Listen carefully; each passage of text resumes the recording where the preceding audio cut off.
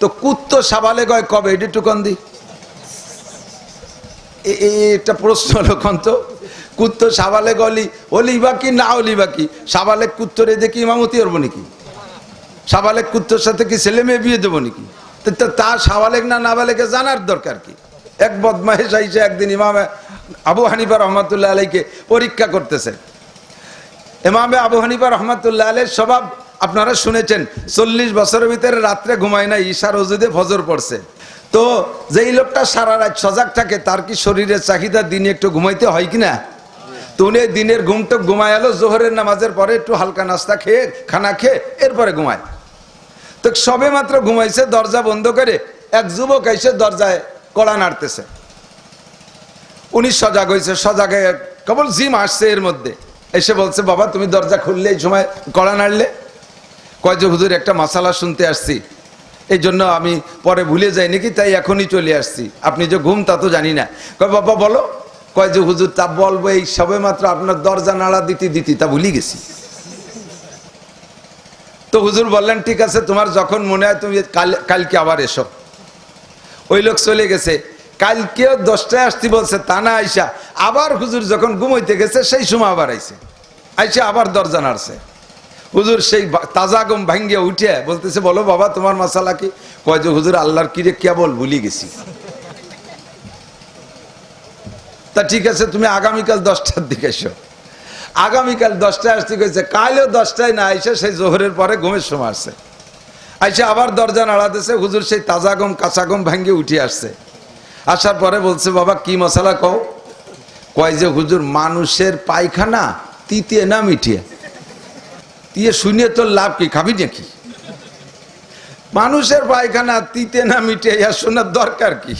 ইমামে আবু হানিফার এবার এই প্রশ্নের জবাবে উনি বলতেছেন বাবা আমি তো পায়খানা কোনোদিন মুখে দিয়ে দেখিনি, তিতে না মিঠে জানি না, তবে আমার ধারণা যে মানুষের কাঁচা পায়খানা মিঠা আর শুকনো পায়খানা তিতিয়া। একেবারে সামান্য। কত সামান্য? হযরত মুসা আলাইহিস সালাতু ওয়াস সালাম আর খিজির আলাইহিস সালাতু ওয়াস সালামের সফরের কিস্সা তো শুনেছেন আমাদের কাছ থেকে বহুত। তো নদী যখন পার হচ্ছেন মুসা আর খিজির আলাইহিস সালাম নৌকায়, মুসা নবীর এই সফরটা তো ছিল শিক্ষা সফর। ওনাকে খিজির আলাইহিস সালামের কাছ থেকে আল্লাহ পাক একটা নতুন কিছু শেখানোর জন্যই সফরটা তৈরি করেছেন। মাজমাল বাহরাইন, দুই সাগরের মিলন মেলা যেখানে, সেখানে গিয়ে ওনার শিক্ষাটা হবে, বিদ্যালয়টা সেখানে। তো সাক্ষাৎ খিজির আলাইহিস সালামের সাথে রাস্তা ভরে শিখাবেন।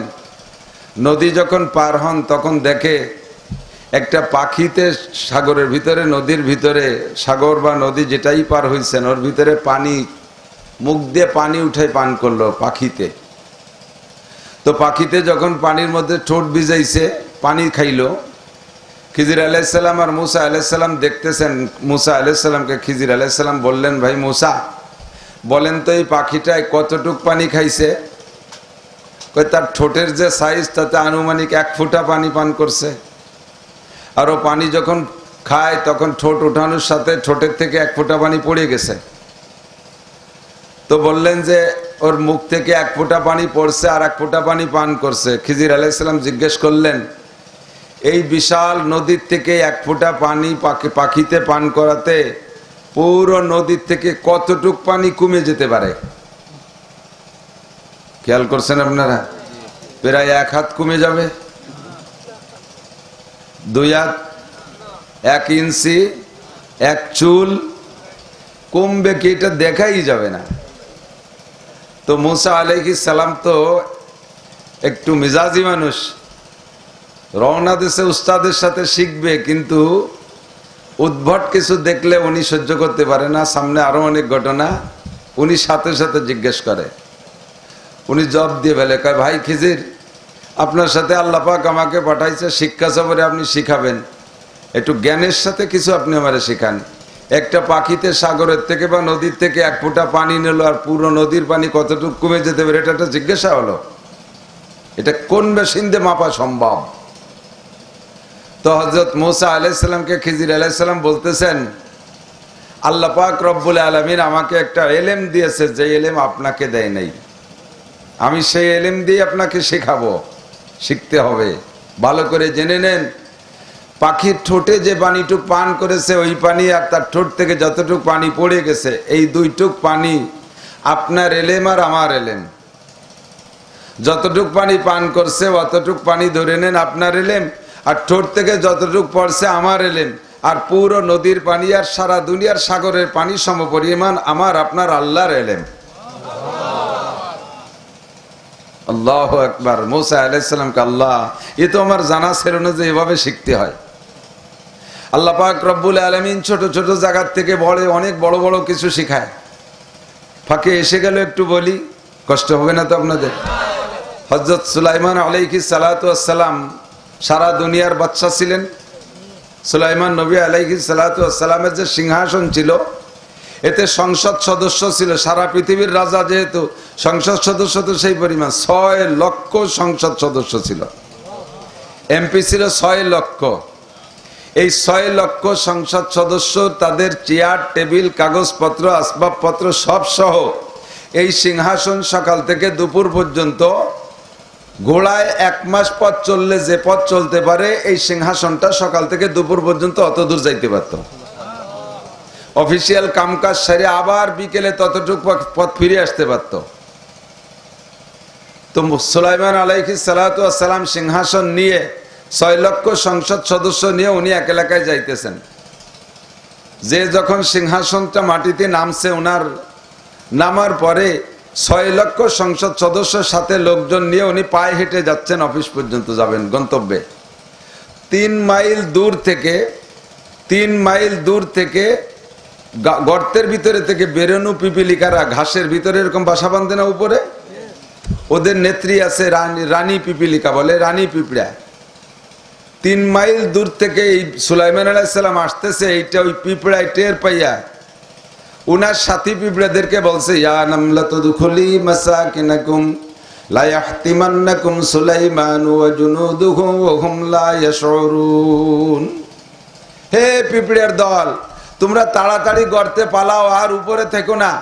সুলাইমান নবী তার দলবল নিয়ে আসতেছে, তার মনের অজান্তে তোমাদেরকে পাড়াইয়া শেষ করে দেবে। 3 মাইল দূরের থেকে পিঁপড়ার কাছে মোবাইল নাই, সে সময় টাওয়ার নাই, ইন্টারনেট চালু নাই, ওয়াইফাই নাই, ডাটা কেনে নাই, কোনো টাচ মোবাইল ফস মোবাইল কোনোটা নাই। 3 মাইল দূরের থেকে পিঁপড়ে জানিয়ে ফেলাইছে সুলাইমান নবী আসতেছে।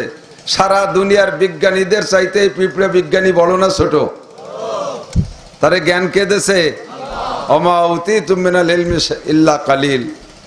তো এবার সুলাইমান আলাইহিস সালাতু ওয়াস সালাম আস্তে আস্তে পিঁপড়ের গর্তের কাছে আসছে, এসে দেখে যে সে জায়গায় কোনো পিঁপড়ে নাই, উপরে পরিষ্কার সব পিঁপড়ে রানীর কথা শুনছে, গর্তে চলে গেছে। উনি ওখানে আইসা বলে, কুমু তোমরা দাঁড়াও। সবাই রে দাঁড় করে পিঁপড়েরা ডাকছে, ইয়া নামলা তুখরিজি, এ পিঁপড়া বের হ, রানী পিঁপড়া বের হ। বলার সাথে সাথে বের হতে হবে। উনিও পশু প্রাণীর আওয়াজ বোঝে, ওনার আওয়াজও পশু প্রাণীরা বোঝে। তো উনি পিঁপড়ারে ডাকছে, পিঁপড়া তো বের হইছে। বের হওয়ার পরে বলতেছে, তুই তোর জাতির কাছে পিঁপড়াদের কাছে আমার সম্পর্কে একটা সমালোচনা করলি, তাদের কাছে আমাকে খাটো করলি, সমালোচিত করলি, দোষী করলি, কেন করলি? এই পিঁপড়েকে অ্যারেস্ট করছে। তুই তোর পিঁপড়ে জাতির কাছে বুঝাইলি যে আমি সুলাইমান নবী জালেম, আমি তো তোদের সবার রাজা, আমি তোদের দেখভাল করব, তোদের যত্ন করবে, হেফাজত করব। সেখানে তুই বুঝাই দিছিস যে সুলাইমান নবী তার দলবল নিয়ে তোমাদের পাড়ায় শেষ করবে। তাহলে এই পিঁপড়ে জাতি বুঝলো যে আমি একজন জালেম রাজা, আমি নবী হয়ে জালেম। তুই এই কথা কেন বললি তোর পিঁপড়ে জাতিকে? তো পিঁপড়ে জবাব দিচ্ছে, হুজুর আমি তো কইছি, আপনি মনে হয় ভালো করে খেয়াল করেন নাই কি কইছি। তুই কি কইছিস? আমি কইছি অহুম লা ইয়াশউরুন, আপনি জানলে পালাবেন না, এটা তো সত্য, কিন্তু আপনারা বড়, আমরা ক্ষুদ্র প্রাণী, মনের অজান্তে পাড়া খেয়ে আমরা মারা যেতে পারি, আপনি জেনে শুনে পালাবেন না। তাই আমি তাদেরকে বলছি অহুম লা ইয়াশউরুন, না জানলে পালাবে, জানলে পালাবে না। কাজে আমাদের আত্মরক্ষা আমাদেরই করা দরকার। আমি তো এভাবে বলছি, হুজুর আপনার তো দোষ বলি নেই তাদের কাছে। একটু কোন সুবহানাল্লাহ।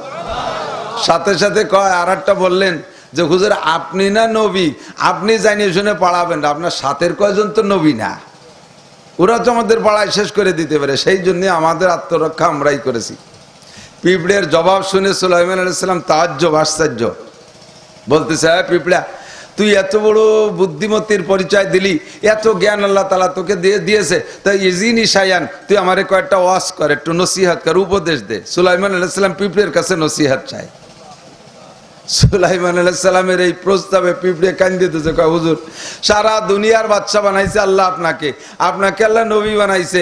আপনার আব্বা দাউদ আলাইহিস সালাম শ্রেষ্ঠ 4 কিতাবের 1 কিতাব প্রাপ্ত আপনার আব্বা, আপনি রসুলের বংশের নবী, আপনারে আমি কি ওয়াজ করবো? কয় না, তোর বুদ্ধি অনেক বেশি, আমি বুঝছি, তুই একটু আমারে ওয়াজ কর। তো পিঁপড়ে কয় যে ছাড়লেনই না যখন, তাহলে 3টে কথা বলবো। 2টা কথা আপনার, যদি আপনি খুশি হন তাহলে 3 নম্বর কথাটা আমার জন্য, এইটা আমি আপনার কাছে দাবি করব। তো বল আমার 2টা কি? কয় যে 1 নম্বরে জিজ্ঞেস করছে, মাসমুকা ইয়া সুলাইমান, ইয়া নবী আল্লাহ মাসমুকা, হে আল্লাহ নবী আপনার নাম কি? সুলাইমান আলাইহিস সালাম বলতেছেন ইসমি সুলাইমান, আমার নাম সুলাইমান। পিঁপড়ে এবার প্রশ্ন করতেছে, লিমা সাম্মাকা আবুকা সুলাইমান, আরবিতে কয়, ইংরেজিতে না। আপনার আব্বা আপনার নাম সুলাইমান রাখলো কেন? সুলাইমান আলাইহিস সালাম আটকে গেছে, কয়েকদিন নাম রাখছে আব্বা, আমার বয়স যখন 13 বছর, সেই সময় আমার আব্বা মারা গেছে, আমি তো বাপের কাছ থেকে নামকরণ শুনি নাই। আমাদের দেশে নাম রাখে কয়জনের নামের কারণ লক্ষ্য করে নাম রাখে, কথা কন, নামের তর্জমা বুঝে কয়জনের নাম রাখে, ভালো মন্দ যাচাই বাছাই নাই, শুনতে ভালো লাগছে তাই রাখে।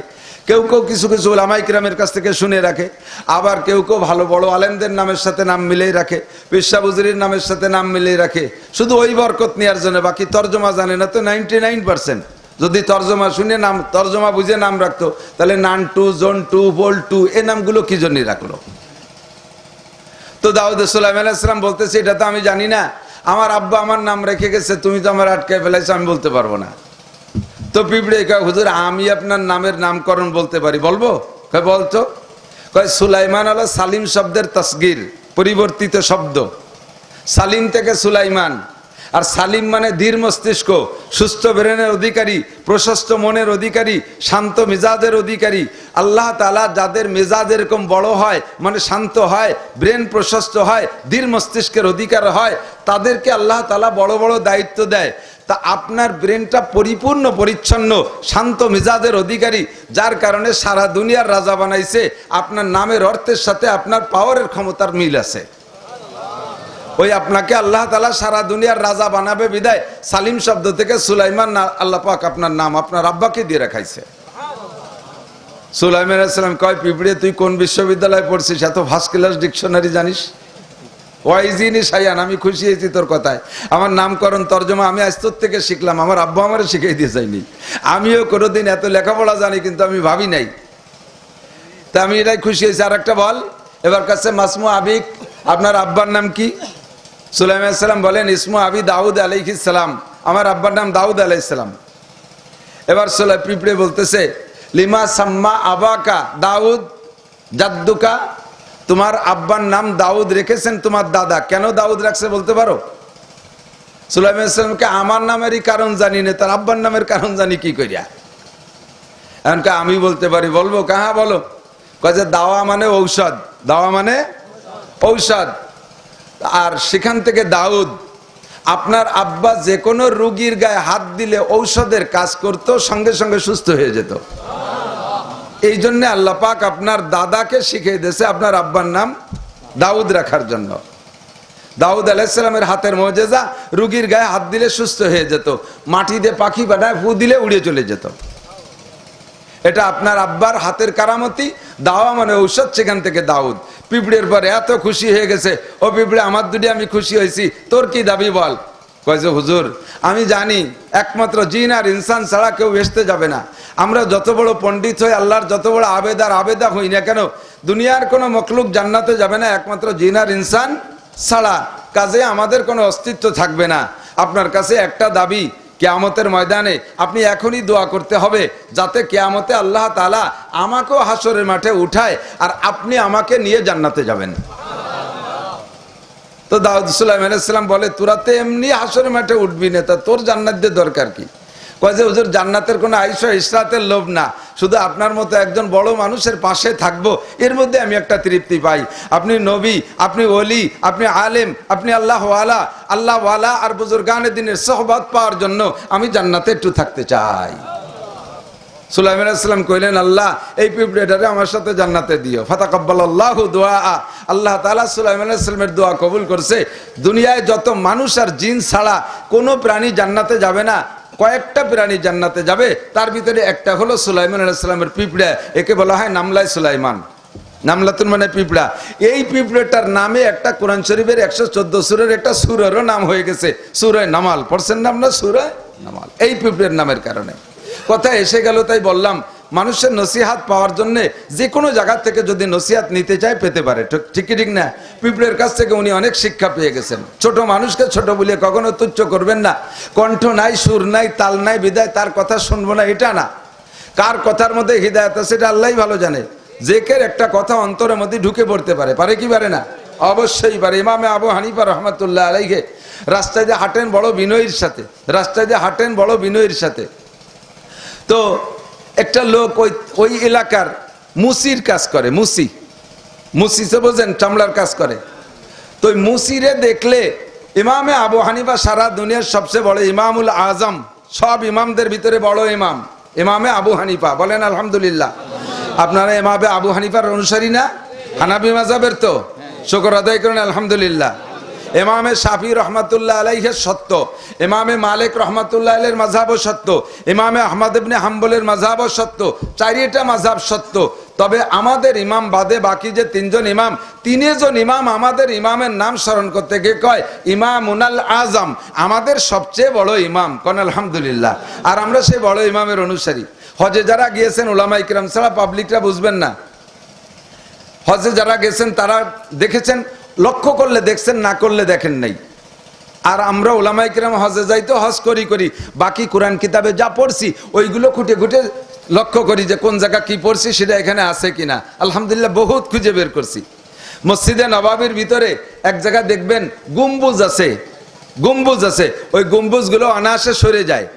অটো গম্বুজ সুইচ দেওয়া, অনায়াসে সরে। বিশাল মসজিদ, 13 লক্ষ মানুষ এক জামাতে নামাজ পড়তে পারে। তো 13 লক্ষ মানুষের মসজিদের মাঝখানটা কত দূর হতে পারে? ও জায়গায় অক্সিজেন পায় না। এই অক্সিজেন কালেকশন করার জন্য উপরে গম্বুজ দেওয়া আছে, ওই গম্বুজ সরে যায়, অটো সরে কালেকশন করে, আবার গম্বুজ আটকে যায়।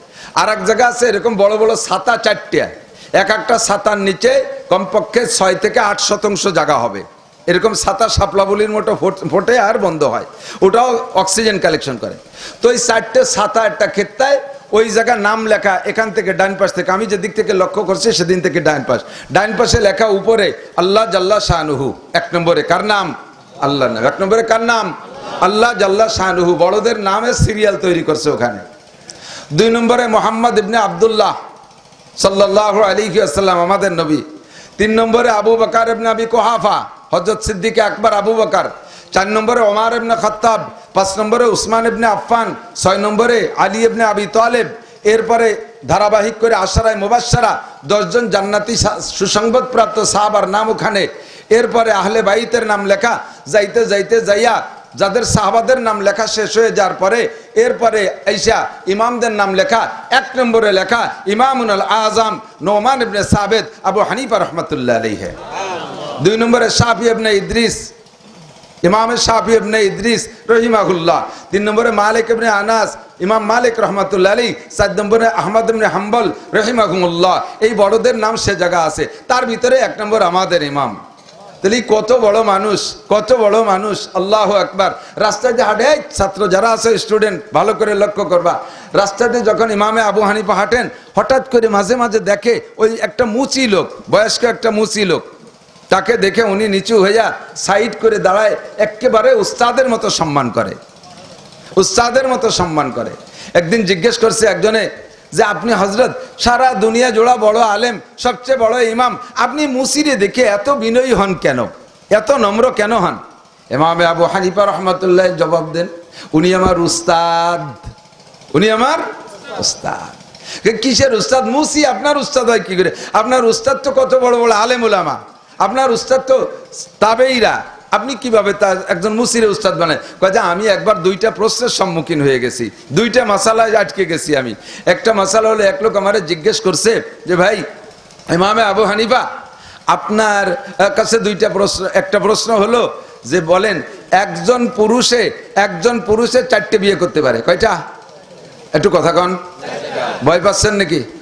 কয়টা বিয়া করবেন ইনশাআল্লাহ?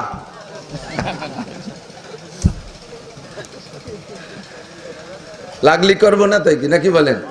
দেশের মেয়ে বেড়ে গেছে, আমরা যদি 4টে করে বিয়ে না করি সব মেয়ে তো কাটাই হবে না। তাহলে 4টে করে বিয়ে করলে মেয়েগুলোর বিয়ে হবে, আর যদি সবাই 8টা নিয়ে পড়ে থাকেন বাকি মেয়েরা যাবে কোন জায়গা? শেষে অন্যায় করে বেড়াবে। তো শরিয়াতে 4টে বিয়ে অনুমতি দিয়েছে। তো বলছে যে একজন পুরুষে 4টে বিয়ে করতে পারে, তাহলে একজন মহিলা কেন 4টে স্বামী গ্রহণ করতে পারবে না? শুনেছেন উলামায়ে কেরামের কাছ থেকে, আমি এসে গেলে বলতেছি, আবার একটু কষ্ট হচ্ছে নাকি? একজন পুরুষে 4টে বিয়ে করতে পারবে, একজন মহিলার সুঠম বডির ভালো, ম্যাডাম তসলিমা নাসরিন, আন্তর্জাতিক খ্যাতি সম্পন্ন লুচ্চা, কথা কন না কে? ও তো এই কথার পরই বিয়াদব হইছে যে একজন পুরুষে 4টে বিয়ে করতে পারবে, তাহলে একজন মহিলা কেন 4টে স্বামী গ্রহণ করতে পারবে না? ওর দাবি এইটা। কোরআনের সাথে ঝগড়া বাঁধাইছে এখানে যাইয়া, নিজের ইচ্ছা কায়দায় তর্জমা করে, তফসির করে, মুফাসসিরে কুদাল। আমাকে সংসদেও আছে তো মুহাদ্দিস, বুখারী মুসলিম তিরমিজি সব পড়ছে বলে মমতাজ খাতুন। তো এই তসলিমা নাসরিন মার্কা প্রশ্ন, যে একজন পুরুষে কেন, একজন মহিলা কেন 4টে স্বামী নিতে পারবে না? তো ইমামে আবু হানিফা জানে যে আল্লাহর কোরআনে আছে, ফানকিহু মা তাবা লাকুম মিনান নিসায়ে মাসনা ওয়া সুলাসা ওয়া রুবা। তোমরা পুরুষরা যদি শক্তি সামর্থ্য থাকে, 4টে গুণ থাকে, যোগ্যতা থাকবে 4টে। কয়টা? বিয়ে করার জন্য 4টে যোগ্যতা।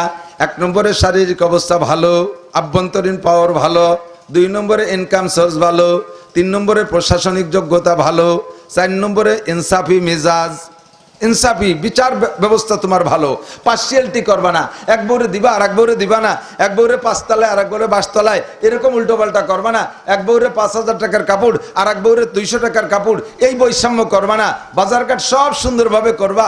এরকম যদি ইনসাফি মেজাজ থাকে, 1 নম্বরে শরীর ভালো, 2 নম্বরে ইনকাম ভালো, 3 নম্বরে প্রশাসন ভালো।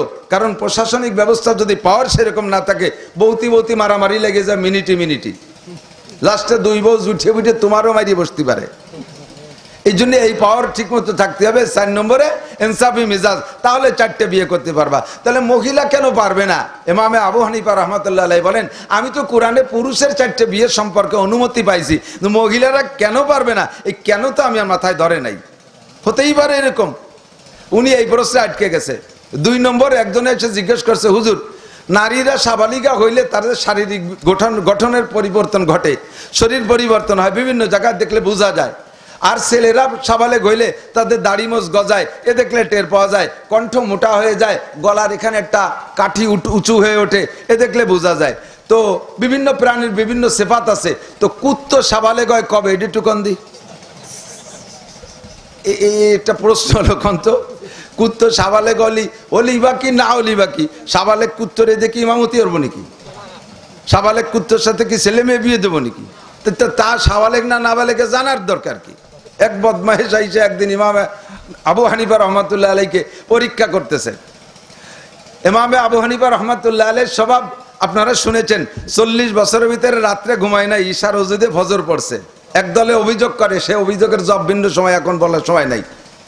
তো যেই লোকটা সারা রাত সজাগ থাকে, তার কি শরীরের চাহিদা দিনে একটু ঘুমাইতে হয় কিনা?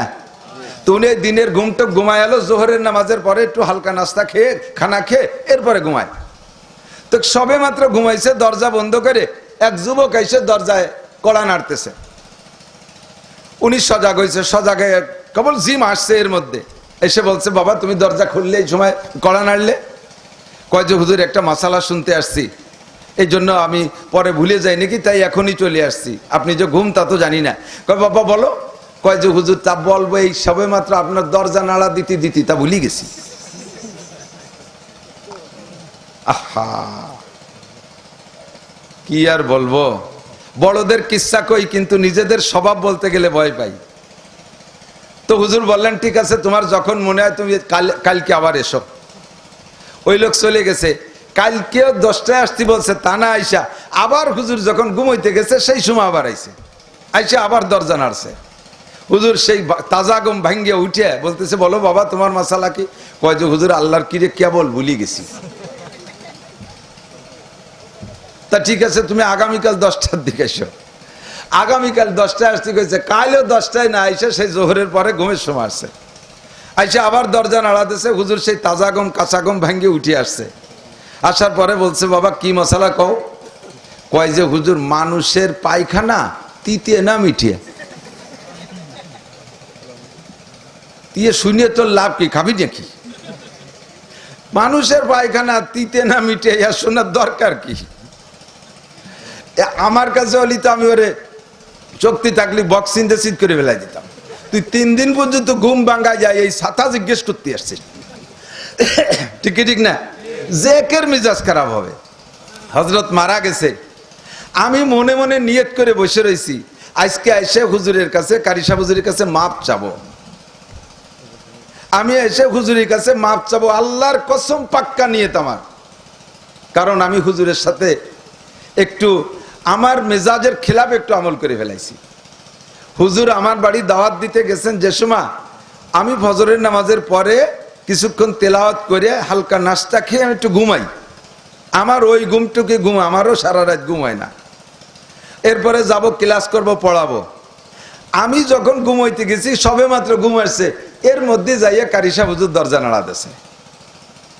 আমি দরজা খুলছি, কিন্তু আমার মেজাজটা আমি কন্ট্রোল করতে পারিনি। আমি হুজুরে বলছি, হুজুর আমি কেবলমাত্র ঘুমাইনি, সারা রাত ঘুমাইনি, আপনি এখন কেন আসছেন? এই শব্দটা আমি বলছি। আমি তো ইমামে আবু হানিফার গল্প দেই, কিন্তু আবু হানিফার আখলাক আর স্বভাব তো আমি নিতে পারি নাই। হুজুর চলে আসার পরে আমি সেই থেকে মর্মাহত, দুঃখিত। একজন মুরব্বী মানুষ আমারে মহাব্বত করে, আমি বড়দের উত্তরসূরি, আমি কেন হুজুরের সাথে এই শক্ত শব্দটা ব্যবহার করলাম? আমার হুজুরকে আল্লাহ তাআলা মাফ করে দিক, সবাই বলেন আমিন। আপনাদের সকলের উপস্থিতিতে হুজুরের ওয়ারাসা যারা আছে তাদের কাছে আমি ক্ষমা চাই, আমি রুহানি ভাবে হুজুরের কাছে ক্ষমা চাই। কারি সাহেব হুজুর আমাকে মাফ করে দিক, কিয়ামতের ময়দানে আল্লাহ তাআলা যেন আমাকে এর জন্য আটকায় না ফেলে। तुम आज ही ले मुझसे इंतकाम, बरोज़े क़यामत न रखे ये काम, खुदा पास मुझको रज़ालत ना हो, बरोज़े क़यामत खजालत ना हो। দুনিয়ায় যদি কারোর সাথে কোনো অমিল থেকে থাকে, কোনো লেনদেন থেকে থাকে, শক্ত আচরণ করে থাকেন, সমাধানটা দুনিয়ার থেকে করে নেন, তাহলে অতি সহজ। কিয়ামতের ময়দানে যাই অত সহজ হবে না। এই এক একটা কথার কারণে আপনাকে 1000 বছর দাঁড়িয়ে থাকতে হতে পারে। আল্লাহ তাআলা আমাদের সবাইকে মাফ করে দিক। ইমামে আবু হানিফার এবার এই প্রশ্নের জবাবে উনি বলতেছেন, বাবা আমি তো পায়খানা কোনোদিন মুখে দিয়ে দেখি নাই, তিতে না মিঠে জানি না, তবে আমার ধারণা যে মানুষের কাঁচা পায়খানা মিঠা আর শুকনো পায়খানা তিতিয়া। বলার সাথে সাথে বলছে, হুজুর তাহলে কি শুকনো গু একটু খাইছেন কোনোদিন? এরে না মাইরে পারা যায়? ইমামে আবু হানিফার এই কয়। তো ইমামে আবু হানিফা রহমাতুল্লাহ আলাইহি বলতেছেন, না খাওয়া লাগবে না। আমার বাস্তব অভিজ্ঞতায় আমি বলি, সেটা হলো যে মানুষের পায়খানা যতক্ষণ কাঁচা থাকে ততক্ষণ তার উপরে মাছি পড়ে, আর মাছির স্বভাব কোনোদিন কোনো তিতে জিনিসের উপরে পড়ে না, মিঠের উপরেই পড়ে। কাজেই অনুমান যে পায়খানা কাঁচা থাকলে মিঠে, তাই তার উপরে মাছি পড়ে, আর শুকোয় গেলে তিতে হয়ে যায়, এই জন্য শুকনো গুড় উপরে মাছি পড়ে না। আমি সেই হিসেব করে বলছি। হয়েছে তোমার মশলা হয়েছে? কয় যে জাযাকাল্লাহু আহসানাল জাযা। আগে তো ছেলেটারে রাগ করছি, এখনো পর্যন্ত তারে গালি দেওয়ার নিয়ত রাখছি, কিন্তু ছেলেটার উদ্দেশ্য ভালো। ছেলেটার সঙ্গে সঙ্গে হযরতের পায়ে ধরে মাফ চাইয়া বায়াত হয়ে বলতেছেন, হযরত আমি আজকে 3 দিন পর্যন্ত একটা লটারিতে ছিলাম, এই লটারিতে আজকে আমি হেরে গেছি। আমার এক বন্ধুর সাথে আমার ঝগড়া হচ্ছিল যে সারা উম্মতে মুহাম্মাদির ভিতরে সাহাবায়ে কিরামদের পরে আইসা সারা দুনিয়ার সমস্ত মানুষের ভিতরে সবচেয়ে বড় ধৈর্যশীল, সবচেয়ে বড় শান্ত মেজাজের আর ধৈর্যশীল মানুষকে। তো আমরা দুইজনে ঝগড়া করতেছি, আমার বন্ধু বলছে সুফিয়ান সৌরি রহমাতুল্লাহ আলাইহি সবচেয়ে বড় না, আমার বন্ধু বলছে ইমামে আবু হানিফা সবচেয়ে বড় ধৈর্যশীল, আর আমি বলছি সুফিয়ান সৌরি সবচেয়ে বড় ধৈর্যশীল। তখন আমার বন্ধুর সাথে এ নিয়ে আমাদের একটা চলছে, একটা বাজি চলতেছে। তা আমি আপনাকে প্রমাণ করার জন্য যে ধৈর্যশীল কে বেশি, এই জন্য 3 দিন আপনাকে বিরক্ত করছি। আল্লাহর কসম আপনি সুফিয়ান সৌরির চাইতেও বড় ধৈর্যশীল। আমার দোস্ত জিতে গেছে, আমি বাজিতে হেরে গেছি, আমি আজ থেকে আপনার কাছে নতুন করে বায়াত গ্রহণ করলাম। সুবহানাল্লাহ বিহামদি। এসে গেল বললাম, দোস্ত এই ইমামে আবু হানিফা রহমাতুল্লাহ আলাইহি উস্তাদ হিসেবে মানতেছে কারে? মুসিরে। প্রশ্ন হলো কুত্ত সাবালে গয় কবে? তো ইমামে আবু হানিফা রহমাতুল্লাহ 2টে মাসলা আটকে গেছেন। বাসায় গেছেন যখন, মেয়েতে বলতেছেন মেয়ের নাম হলো হানিফা, মেয়ের নাম কি? হানিফা। আর ইমামে আবু হানিফার মূল নাম হলো নোমান ইবনে সাবেত, ওনার নাম নোমান, বাপের নাম সাবেত। এই আবু, ওনার মেয়ের নাম হানিফা। হানিফা বলতেছে, আব্বা আপনি এত হাসি খুশি মেজাজের মানুষ, এই কয়দিন আপনাকে একটু টেনশনে দেখতেছি, একটু বেজার দেখতেছি, কারণ কি? তো ইমামে আবু হানিফা বলতেছেন, মা আমাকে একটা মাসালায় আটকায় ফেলাইছে, এই জন্য পারতেছি না জব দিতে, এই জব খুঁজে পাচ্ছি না, বিদায় টেনশনে আছি। বলেন আব্বা মাসালা কি? তো উনি ওই কথাটা বলছেন যে একটা ছেলেতে 4টে পুরুষ মেয়ে বিয়ে করতে পারে, একটা মেয়ে কেন 4টে ছেলে সাথে বিয়ে বসতে পারে না? তো মেয়ে হেসে দিয়ে বলতেছে, আব্বা কোরআন হাদিসে কি আছে আল্লাহ মালুম, আমি জানি না, আপনি সারা দুনিয়ার বড় আলেম, তবে আমার বুঝ এই আয়াতের থেকে যে এই কথার দ্বারা যে কেন পারে না, একজন পুরুষের 4টে বিয়ে করতে পারে আর একজন মহিলা 4টে ছেলের সাথে বিয়ে বসতে না পারার কারণ সম্ভবত এরকম হবে যে একজন পুরুষের যদি 4টে বিয়ে করে আর 4টে মহিলার গর্ভে যদি 4টে পুত্র সন্তান হয় বা 4টে কন্যা সন্তান হয়, 4টে সন্তান হয়, 4টা সন্তানের বাপের পরিচয় একজন পুরুষের সাথে দেওয়া যায়, ঠিক না? বাপের পরিচয় দেওয়া যায়, আর যে মায়ের পেটে জন্ম নিয়েছে সে মা তো মা আছেই, তার আইডি কার্ড করতে কোনো সমস্যা হবে না। কিন্তু একজন মহিলা যদি 4টে পুরুষের সাথে বিয়ে বসে আর একটা মহিলা যদি গর্ভধারণ করে, গর্ভধারণ তো করবে একজনই, কয়জন? একজনই, ওই মহিলাটাই গর্ভধারণ করবে। এবার এই গর্ভের বাচ্চা ডেলিভারির পরে ওই 4জন পুরুষের ভিতরে যুদ্ধ শুরু হয়ে যাবে। মেয়ে বাচ্চাটা যদি হয় অনেক সুদর্শন একটা পুরুষ, সালমান শাহর মতো একেবারে টলমলে নায়ক হয়, তাহলে 4 পুরুষে বলবে যে ওটা আমার ছেলে। এবার পুরুষে কুত্তে মারামারি হইয়া গ্যাঞ্জাম বাধা হয়ে 4টে শেষ, কতক্ষণ?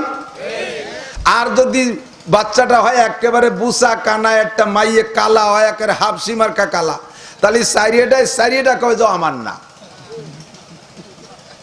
কতক্ষণ না কে ঠেলা ঠেলি হবে ও তোর, এই ঠেলা ঠেলি করে ওই 4টে মারামারি হয়ে কাজে ডাঙ্গারি মরবে। সম্ভবত আল্লাহ তাআলা এই জন্য একজন মহিলাকে 4টে পুরুষ ব্যবহার করতে বা একাধিক পুরুষ ব্যবহার করতে অনুমতি দেয় নাই, একজন পুরুষকে আল্লাহ তাআলা 4টে বিয়ে করার অনুমতি দিয়েছে। খুশিতে মেয়েকে জড়িয়ে ধরে বলে, মা তোর নাম আমার নামের সাথে কিয়ামত পর্যন্ত থাকবে। উনি মাসালাটা জানাই দেওয়ার পরে বলছেন যে আমার মাসালার অ্যান্সার দিয়েছে আমার মেয়ে। সমস্ত আইম্মা যারা ছিল, ইমাম আবু ইউসুফ, ইমাম আহমদ, ইমাম মুহাম্মদ রহমতুল্লাহ আলাইহি, ইনরা বললেন হুজুর আজ থেকে আনতা আবু হানিফা, আপনি হানিফার বাপ, আপনি হানিফার বাপ। নামটা নোমান ইবনে সাবেত গোপন হয়ে যাইয়ে মেয়ের নামের সাথে উনি পরিচিতি লাভ করছে, মেয়ে উনার উস্তাদ। এবার মুসির ব্যাপার কি? কয় যে মুসির ঘটনা হলো, উনার এই বেজার দেখে মুসি জিজ্ঞেস করছে, বাবা আবু হানিফা তুমি তো বড় হাসি খুশি মানুষ, এই 2-3 দিন তোমার বেজার দেখতেছি, ঘটনা কি? কয় যে কাকা আপনার কাছে বলবো।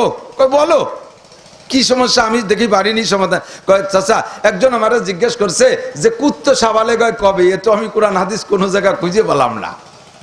কয় আরে বাবা তুমি জানো না, কুকুরে স্বাভাবিকভাবে যতদিন নাবালেগ থাকে ততদিন তার কায়দায় যেমন পারে পেশাব করে, যখন সাবালেগ হয় তখন এক ঠ্যাং উঁচু করে দিয়ে পেশাব করে, যখন ঠ্যাং উঁচু দিয়ে পেশাব করে তখন বুঝবা যে সাবালেগ হয়েছে, কতক্ষণ না? উনি খুশিতে বাক কয় যে ঠিক আছে আলহামদুলিল্লাহ আনসার সহি। সেই থেকে মুসিকে উনি উস্তাদের মতো সম্মান করে, রাস্তায় দেখলে এরকম করে। আর আমাদের জমানায় সব পাল্টে গেছে, সব পাল্টে গেছে। আমাদের মনে আছে, মুরব্বীরা সাক্ষী দেন, আপনারা যখন উস্তাদদেরকে রাস্তায় দেখতেন সাইকেল থেকে নেমে যেতেন, কথা ঠিক আছে না? সাইকেলে যদি চলতেন নামে যাইতেন, স্যারকে দেখলে বিনয়ীর সাথে দাঁড়িয়ে যাইতেন, জোরে হাঁটা থামায় দিতেন, স্যারকে দেখলে ভয়তে পালাইতেন, কড়ি খেলতেছেন, ডাঙ্গুলি খেলতেছেন, উস্তাদদেরকে দেখলে ফেলাই টেলাই তুই বাগান ছিঁড়ে দৌড়ে পালাইতেন। আর এখন উস্তাদের কাছের থেকে সিগারেট চাইয়ে খায়, সুবহানাল্লাহ। একটু কথা কয় না কে? উস্তাদের সাথে একসাথে বসে বসে মোবাইলে গেম খেলে, এরকম ভালো ভালো নেককার উস্তাদ আছে না? ছাত্রদের যদি উস্তাদরা প্রহার করে, ওই ছাত্র নিজে উস্তাদের থেকে অ্যাকশন নেওয়ার জন্য, প্রতিশোধ নেওয়ার জন্য যত কৌশল আছে সব কৌশল অবলম্বন করে কি করে না? ছাত্রকে ভালো করার জন্য উস্তাদের শাসন ব্যবস্থা যেটাই নেয় সেইটারই বিপক্ষে ছাত্ররা ষড়যন্ত্র তৈরি করে। এই কারণেই দুনিয়া থেকে এলেম মুছে চলে যাচ্ছে। মুসা আর খিজির আলাইহিস সালাতু ওয়াস সালাম রাস্তায় দিয়ে চলতেছে, খিজির আলাইহিস সালামকে আগের থেকেই উস্তাদ মানিয়ে নিয়েছে, রাস্তায় যা পড়বে সব শিখবে, কথা বলেন ঠিক না? তো হযরত মুসা আর খিজির আলাইহিস সালাতু ওয়াস সালামের রাস্তায় চলার পথে মুসা আলাইহিস সালাম শিখিয়ে দিলেন যে এলেম কার কতটুক, সবচেয়ে ফাওকা কুল্লি জি ইলমিন আলিম, সবচেয়ে বড় জাননেওয়ালা কে? আল্লাহ। ও দুনিয়ার বিদ্যাসাগর যারা আছো, ঈশ্বরচন্দ্র বিদ্যাসাগর বলে। আরে ভাই বিদ্যাসাগর মানে কি? মুসা আলাইহিস সালাতু ওয়াসসালাম তৌরাতের 1000 পারা তৌরাতের হাফেজ, 1000 পারা তৌরাতের হাফেজ, তার ইলম যদি হয় পাখির ঠোঁটের এক ফোঁটা পানি, তাহলে দুনিয়ার বিদ্যাসাগর বলতে আর কেহ হতে পারে না, ঠিক না? তো আল্লাহ পাক রব্বুল আলামিনের কাছে সব ইলম। আল্লাহ কয় যত কিছু আবিষ্কার করো না কেন, আমি রব্বুল আলামিনের ইলমের সামনে কিছু পারবা না। 5টা জিনিস তোমাকে জানতে দেব না, 5টা জিনিস তোমাকে জানতে দেব না। তুমি যত পণ্ডিত হও না কেন, এই চায়নারা চাউল, ধান ছাড়া চাউল বানাচ্ছে, হাঁস মুরগি ছাড়া ডিম বানায়, ঠিক না? শুনছেন না, হাঁস মুরগি ছাড়া ডিম। আর সে ডিম বানাইছে কত কায়দায়, সে ডিমের স্বভাব আর আমাদের হাঁসের ডিমের স্বভাবও একরকম। ওর মধ্যেও কুসুম আছে, বিজলি আছে, এর মধ্যেও কুসুম আছে, বিজলি আছে। ওটাও কড়াইতে দিলি সেট করি ওঠে, এও কড়াইতে দিলি সেট করি ওঠে। ওরও সেদ্ধ করলে জমে যায়, এরও সেদ্ধ করলে জমে যায়। ওরও খাইতে যেমন লাগে, এরও খাইতে তেমন লাগে। এই হাঁস মুরগি ছাড়া ডিম বানাইছে আল্লাহ কয় 5টা জিনিস পারবা না। কয়টা? 1 নম্বরে ইন্নাল্লাহ ইনদাহু ইলমুস সাআ, কিয়ামত কবে হবে এটা জানো না। প্রত্যেকটা মানুষের জন্য 2টা কিয়ামত, প্রত্যেকটা মানুষের জন্য কিয়ামত। একটা হলো পার্সোনাল কিয়ামত, আর একটা হলো আন্তর্জাতিক কিয়ামত। একটা হলো ব্যক্তিগত কিয়ামত, আর একটা হলো ইন্টারন্যাশনাল কিয়ামত। সারা দুনিয়া জুড়ে কিয়ামত। 2টা কিয়ামতের ডেটই আল্লাহ পাক অস্পষ্ট রেখেছে, এইটা আল্লাহ পাক কেউরে জানতে দেয় না। আন্তর্জাতিক কিয়ামত, সারাটা দুনিয়া ধ্বংস হবে। ইদা ওয়াকাতিল ওয়াকিয়া লাইসা লিওয়াকাতিহা কাযিবা, যে ঘটনা ঘটবে এই ঘটনার মধ্যে কোনো সন্দেহ নাই। ইদা রুজ্জাতিল আরদু রাজ্জা ওয়া বুসাতিল জিবালু বাসসা ফাকানাত হাবাআম মুনবাসসা, আসমান ভেঙে পড়বে, চন্দ্র সূর্য উড়ে চলে যাবে, তারকাগুলো ছিটে ছিটে পড়বে, পাহাড় তুলার মতো উঠতে থাকবে। কথা বলেন ঠিক? বিশ্বাস হয়? বিশ্বাস হয়? না হলে আপনি কাফের, শুনে লাভ নাই, বাড়ি যান। এ কিয়ামত হবেই হবে, তবে কবে হবে এইটা জানে না। জিবরিল নবী পাককে জিজ্ঞেস করছে মাতা সা ইয়া রাসূলুল্লাহ, ওগো আল্লাহর নবী কিয়ামত কবে হবে? আল্লাহর নবী জবাব দেন মাল মাসউলু আনহা বিআলামা মিনাস সাইল, ভাই তোমার চাইতে বেশি আমি একটু বেশি জানি না, এ কিয়ামত কবে হবে আমি জানি না। ইন্নাল্লাহ ইনদাহু ইলমুস সাআ, আন্তর্জাতিক কিয়ামতের ডেট কে জানে? কে জানে? জাপানি বিজ্ঞানী জানে, আমেরিকার বিজ্ঞানী জানে, চায়নার পণ্ডিতরা জানে, ইন্ডিয়ানি ঠাকুররা জানে, কেউ কইতে পারবে না, ঠিক কিনা? আল্লাহই জানে আন্তর্জাতিক কিয়ামত। আর ব্যক্তিগত কিয়ামত হলো হাদিসে আসছে, পরিষ্কার হাদিস, সহিহ হাদিস, আল্লাহর নবী বলেন মাম মাতা কদ কিয়ামাত কিয়ামাতুহু, ওই আন্তর্জাতিক কিয়ামতের সব শেষ হয়ে যাবে, সব শেষ হয়ে যাবে, কিচ্ছু থাকবে না, সব ধ্বংস হয়ে যাবে। এমন ধ্বংস হবে কোনো প্রাণী থাকবে না। অবশেষে থাকবে আজরাইল আলাইহিস সালাতু ওয়াস সালাম, মানে 4 জন বড় ফেরেশতা, আরশ বহনকারী 8 জন ফেরেশতা, আর আল্লাহ পাক। এই 12 আর 1 13 জন ছাড়া আর সব শেষ ওই কিয়ামতে। এবার আল্লাহ পাক রব্বুল আলামিন অবশেষে বলবে এই আজরাইল আল আন মা বাকিয়া, সব তো শেষ করছে, এখন কে কে কে কে আছে, কিরা কিরা আছে বলো। তো আজরাইল বলবেন আনতা ওয়া নাহনু ইসনা আশারা, তুমি আছো আর আমরা 12 জন আছি। 12 জন কেডা কেডা? নাহনু আরবা ওয়া হামিলাতুল আরশ সামানিয়া ওয়া ফাওকাহু ওয়া সামানিয়া, 8 জন ফেরেশতা আরশ বহন করে আছে, ওই 8 জন, আর আমরা বড় 4 জন, আর তুমি আছো। আল্লাহ বলবেন যে বড় 4 জনের জান, বড় 4 জনের 3 জনের জান, জিব্রাইল, মিকাইল, ইসরাফিল, যে ইসরাফিলের সিঙ্গার ফুকে সব তছনছ হয়ে গেছে, এই ইসরাফিলকেও বলা হবে যে সকলের জান কবজা করে আমার কাছে দাও। আজরাইল আলাইহিস সালাম বড় 3 ফেরেশতার জান কবজা করে আল্লাহর কাছে দিবে। এবার বলবে মালাকাল মউত আল আন মা বাকিয়া, এখন কে কে আছে? কয় সামানিয়া ওয়া আনা ওয়া আনতা, 10 জন আছে, 8 জন ফেরেশতা আরশ বহনকারী, তুমি আর আমি। আল্লাহ পাক বলবেন আরশ বহনকারী 8 জনের জান কবজা করে আমার কাছে দাও। এবার 8 জন ফেরেশতার জান কবজা করতে যে মালাকুল মউত আজরাইল বলবে আল্লাহ এই 8 জন তো তোমার আরশ উঁচু করে রেখে আছে, এদের মেরে ফেললে তো তোমার আরশ পড়ে যাবে। আল্লাহ পাক বলেন আজরাইল তুমি পড়ো কুল হু আল্লাহু আহাদ, পড়েন কুল হু আল্লাহু আহাদ আল্লাহুস সামাদ আল্লাহুস সামাদ আল্লাহুস সামাদ। আল্লাহ কয়জন? একক। আজরাইল দেদে পড়াইয়া এবার কয় পড়ো আল্লাহুস সামাদ, পড়ছে আজরাইল আল্লাহুস সামাদ।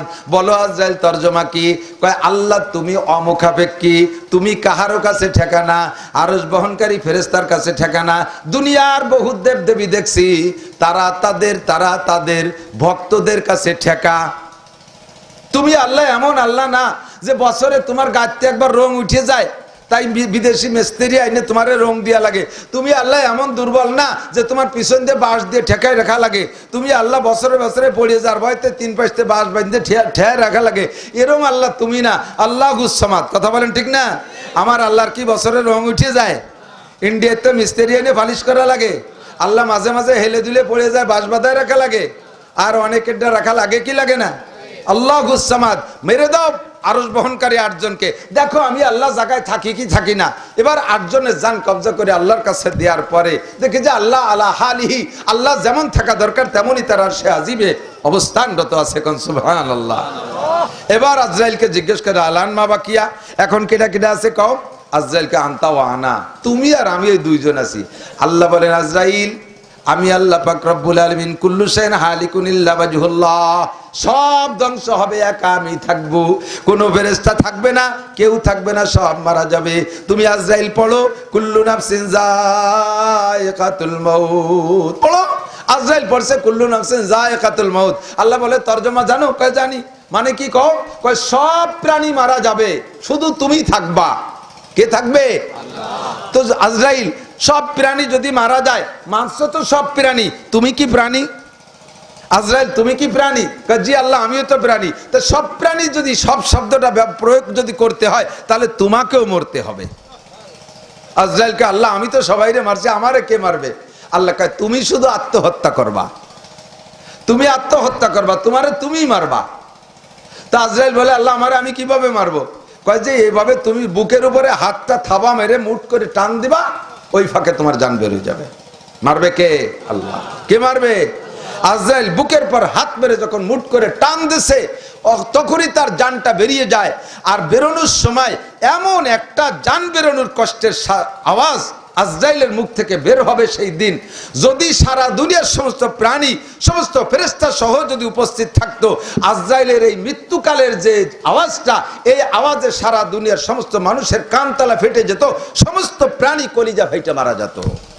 এত বড় একটা বিশাল শব্দ দিয়ে আজরাইল ইন্তেকাল হয়ে যাবে, কেউ থাকবে না, থাকবে শুধু আল্লাহ। কুল হু আল্লাহু আহাদ আল্লাহু সামাদ। এইটা হলো ফাইনাল কিয়ামত। এটা সারা দুনিয়ার সেই সময় যারা থাকবে তাদের উপরে এই কিয়ামত হবে। কিন্তু সেই কিয়ামতের দেরি আছে।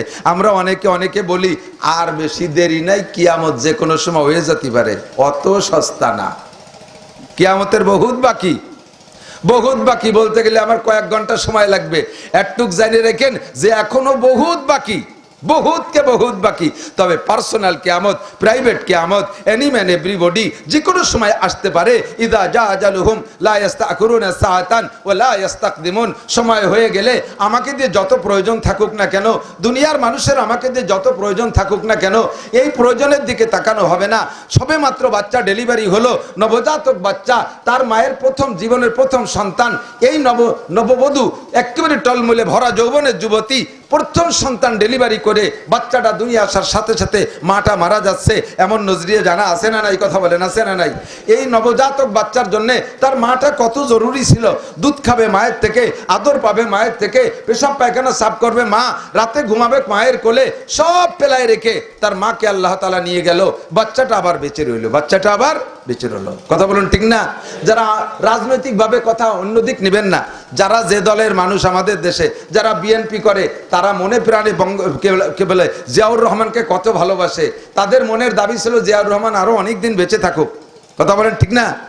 যারা আওয়ামী লীগ করে, এদের স্বাধীন করেছে মুক্তিযোদ্ধা, তাদের প্রাণের দাবি ছিল বঙ্গবন্ধু শেখ মুজিবুর রহমান সাহেব অনেক দিন বেঁচে থাকুক, তার যত স্বপ্ন আছে স্বপ্নগুলো বাস্তবায়ন করুক, এমন একটা তাকাজা ছিল। মাত্র 3 বছর রাষ্ট্র পরিচালনার ভিতর দিয়ে আল্লাহ পাকের পক্ষ থেকে টাইম হয়ে গেছে। এদেশের সব মানুষকে কান্দাইয়া, তার ভক্তদেরকে কাঁদাইয়া আল্লাহ তাআলা তাকে নিয়ে গেছে। কথা বলুন ঠিক না?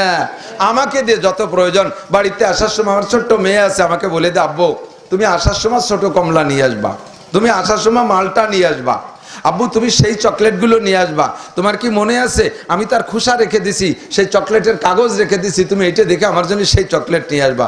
আগে একদিন যে মালাই আনলে না আব্বু 250 টাকা পিস, ওই মালাই আমার জন্য 2টা নিয়ে আসবা।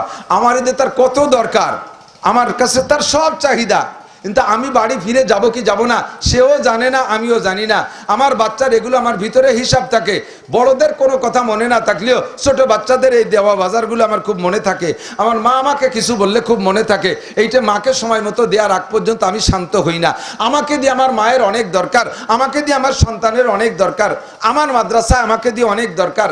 আমি আমার মাদ্রাসার প্রতিষ্ঠাতা না, আমার চাচা মাওলানা আব্দুল ওহাব সাহেব, আব্দুল মান্নান সাহেব প্রতিষ্ঠাতা। ছোট্ট একটা টিনির ঘর 13 সালে আমি পাইছি। আমাকে কমিটির সভাপতি বানাইছে। 8 বছর সভাপতিত্বের পরে আমারে মোহতামেম বানাইছে। 3 বছর মোহতামেমই করি। এই কুরবানির পরে উস্তাদদের বেতন দেব, ভাগ করতে যাইয়া আমার ক্যাশিয়ারকে বললাম, যে অফিসিয়ালকে বললাম, উস্তাদদের কার কত বেতন বাকি আছে একটা চার্ট করে আমাকে দেন, আমি টাকা দেবো। এবার চার্ট করে নিয়ে আসছে, কের 3 মাস বাকি, কের 4 মাস বাকি, কের 5 মাস, কের 1 মাস, কের 10 দিন, কের 5 দিন, কের বেশি নিয়া বিভিন্ন রকম আছে যে যেমন মানুষ।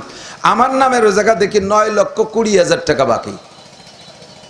3 বছর 1 মাসে আমার 9,20,000 টাকা বেতন হয়েছে, সব বাকি। গত 1 বছরের মাদ্রাসায় আমার টাকা নেছে 39 লাখ। ঘর বাড়ি সব বানাইছি আমি, বেতন দেই আমি, বডিগে চাউল কিনি আমি, সুন্দর একটা পরিবেশ গড়ছি আমি। মানুষে বলে যে এই লোকটা মারা গেলে মাদ্রাসা চলবে কি করে। আমার মতো মোহতামেম, আমার মতো নাসিরকে দিয়ে মাদ্রাসা অত্যন্ত দরকার। কিন্তু আমার সময় যখন হয়ে যাবে, কোনো দরকারে আমারে ধরে রাখতে পারবে? কথা বলেন, পারবে? বঙ্গবন্ধুরে পারে নাই, জিয়াউর রহমানকে রাখতে পারে নাই, এরশাদ সাহেবকে রাখতে পারে নাই, সদর সাহেবকে রাখতে পারে নাই, আহমদ শফি সাহেবকে রাখতে পারি নাই, ও দোস্ত দুনিয়ার কেউ রাখতে পারি নাই, আমাকেও রাখতে পারবে না কেউ।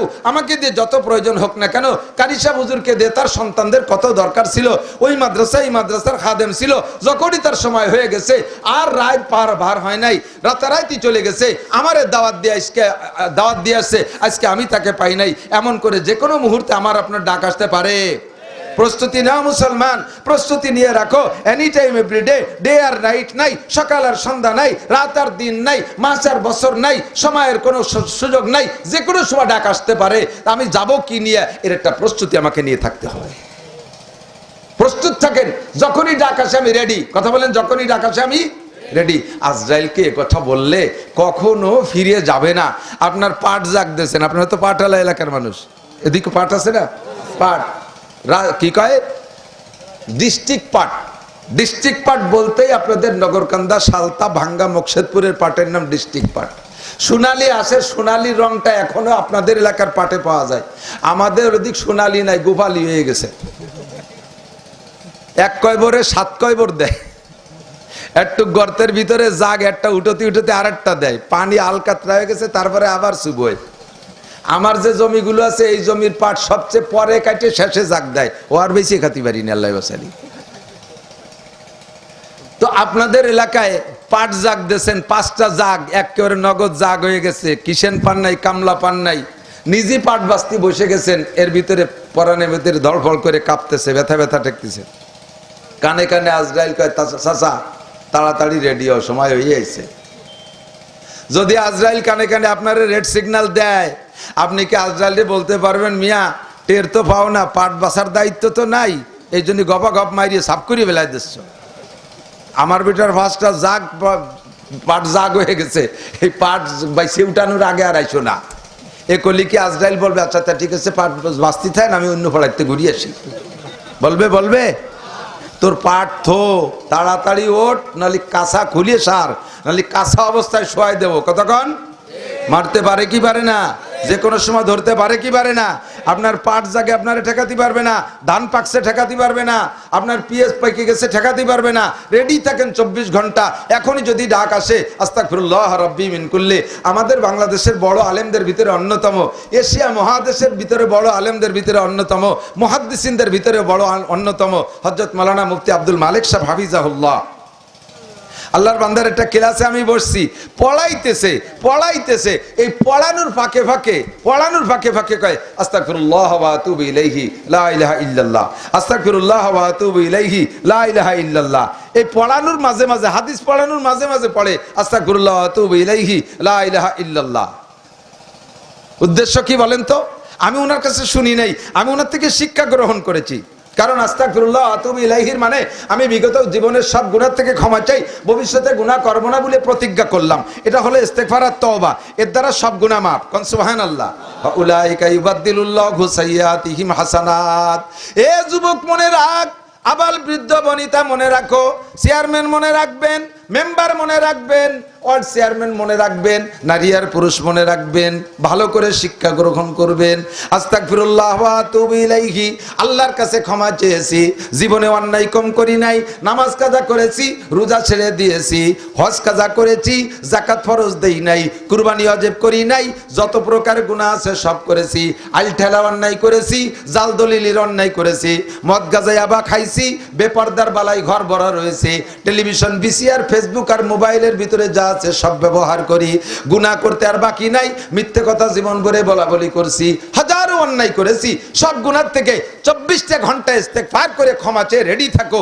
আমার এই আস্তাগফিরুল্লাহ দ্বারা অন্তর থেকে পড়তে হবে, বলতে বলতে বলতে বলতে একদিন অন্তরের সাথে সেট হয়ে যায়, কিছুদিন অন্তরের সাথে হবে না, মুখে মুখে হবে। আস্তাগফিরুল্লাহ ওয়া আতুবু ইলাইহি বলেন, আস্তাগফিরুল্লাহ ওয়া আতুবু ইলাইহি, আস্তাগফিরুল্লাহ ওয়া আতুবু ইলাইহি। শুধু মুখে হচ্ছে, হঠাৎ করে একদিন এইটে আপনার মুখ আর কলমের ভিতরে একটা কানেকশন হয়ে যাবে, তখন মুখে বলার সাথে সাথে এটা অন্তর থেকে ইস্তেগফার হবে, আর ওই সময় আপনার জীবনে সব গুনাহ আল্লাহ তাআলা পাল্টাইয়া নেকি বানায় দেবে। আর লা ইলাহা ইল্লাল্লাহ পড়ে রাখবেন কেন? কাজামান কানা কিরু কালামিহি লা ইলাহা ইল্লাল্লাহ ফাদাখালাল জান্নাহ।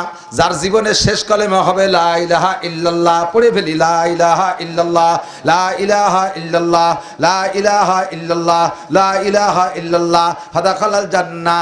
আপনি যদি এখনই মারা যান লা ইলাহা ইল্লাল্লাহ পড়ার পরে, আল্লাহর নবী কয় তুমি বিনা হিসাবে জান্নাতি। জীবনের শেষ কালেমাটা লা ইলাহা ইল্লাল্লাহ।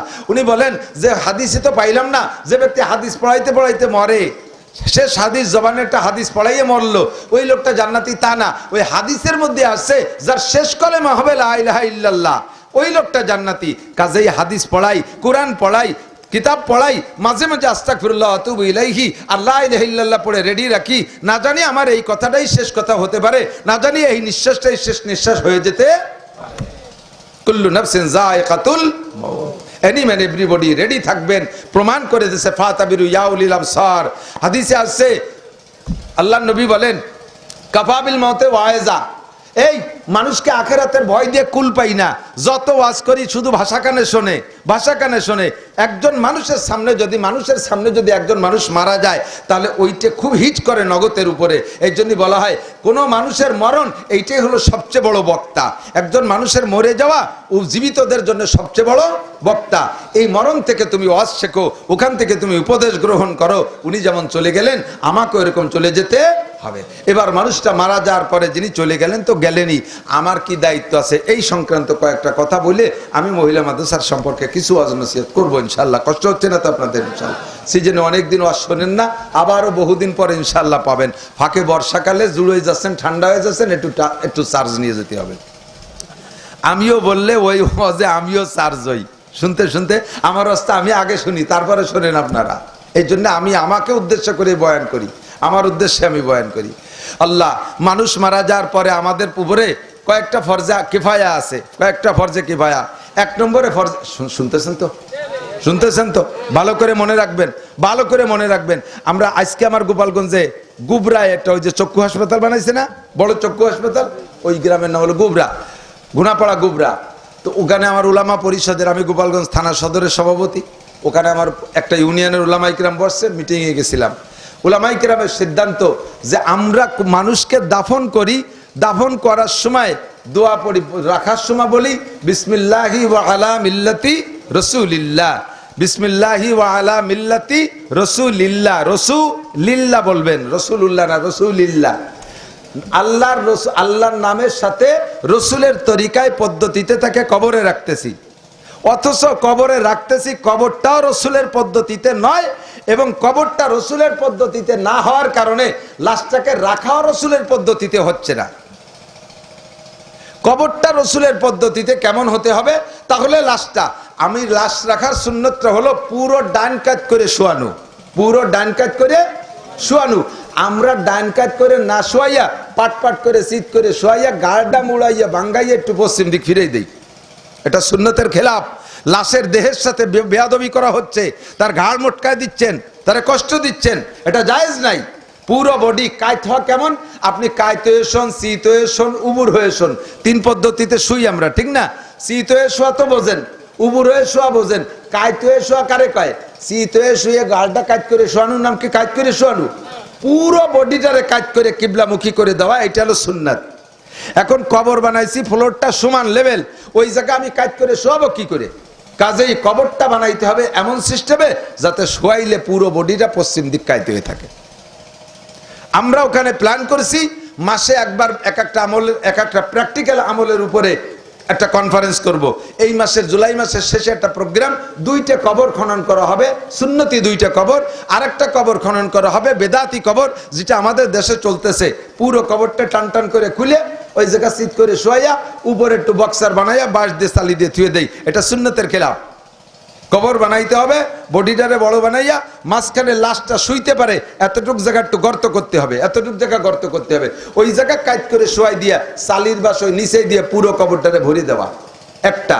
আর একটা হলো কবরটারে খনন করে ডাইন দিক পশ্চিম দিকে এমন ভাবে কাজ করা যারা লাশে শোয়াই দিলে ওই দিক কাইতে যায়, ভিতরে চালির বাস এভাবে কাজ কাজ করে দিয়ে এই পাশের বড় বক্সারটাকে মাটিতে ভর্তি করে দেওয়া, এটা সুন্নাত বুগলি। এই 2টা পদ্ধতি সুন্নাত। এই কবরই বানাই নাই সুন্নতি তরিকায়, লাশটাও রাখি না সুন্নতি তরিকায়, অথচ আমরা বলি বিসমিল্লাহি আলা মিল্লাতি রাসূলিল্লাহ। এটা 1 নম্বর মিথ্যা কথা, কথা কোন ঠিক না? রসুলের তরিকা আমল না করে তার মিথ্যা কথা বলে দিছি। এবার মানুষ মারা গেলে আমরা তার জন্য চিল্লা পাল্লা করে কান্নাকাটি করব না, মায়ায় মোহাব্বতে চোখ থেকে পানি আসবে। আমি আজীব দেখতেছি ছেলে 2টা, কারি সাহেব হুজুরের ছেলে 2টা আজকে যে মাহফিলে তারা পরিচালনা করতেছে, তাদের ধৈর্যের প্রশংসা করি, এত সুন্দরভাবে সে উপস্থাপনা করলেন, আমি তার নেক হায়াত কামনা করি। তারা এখন আজ থেকে এতিম হয়ে গেছে, আব্বা হারা এতিম, যদিও বয়সের তারতম্যে তাদেরকে এতিম বলা যায় না, এতিম বলে হলো নাবালেগ থাকা পর্যন্ত এতিম হয়।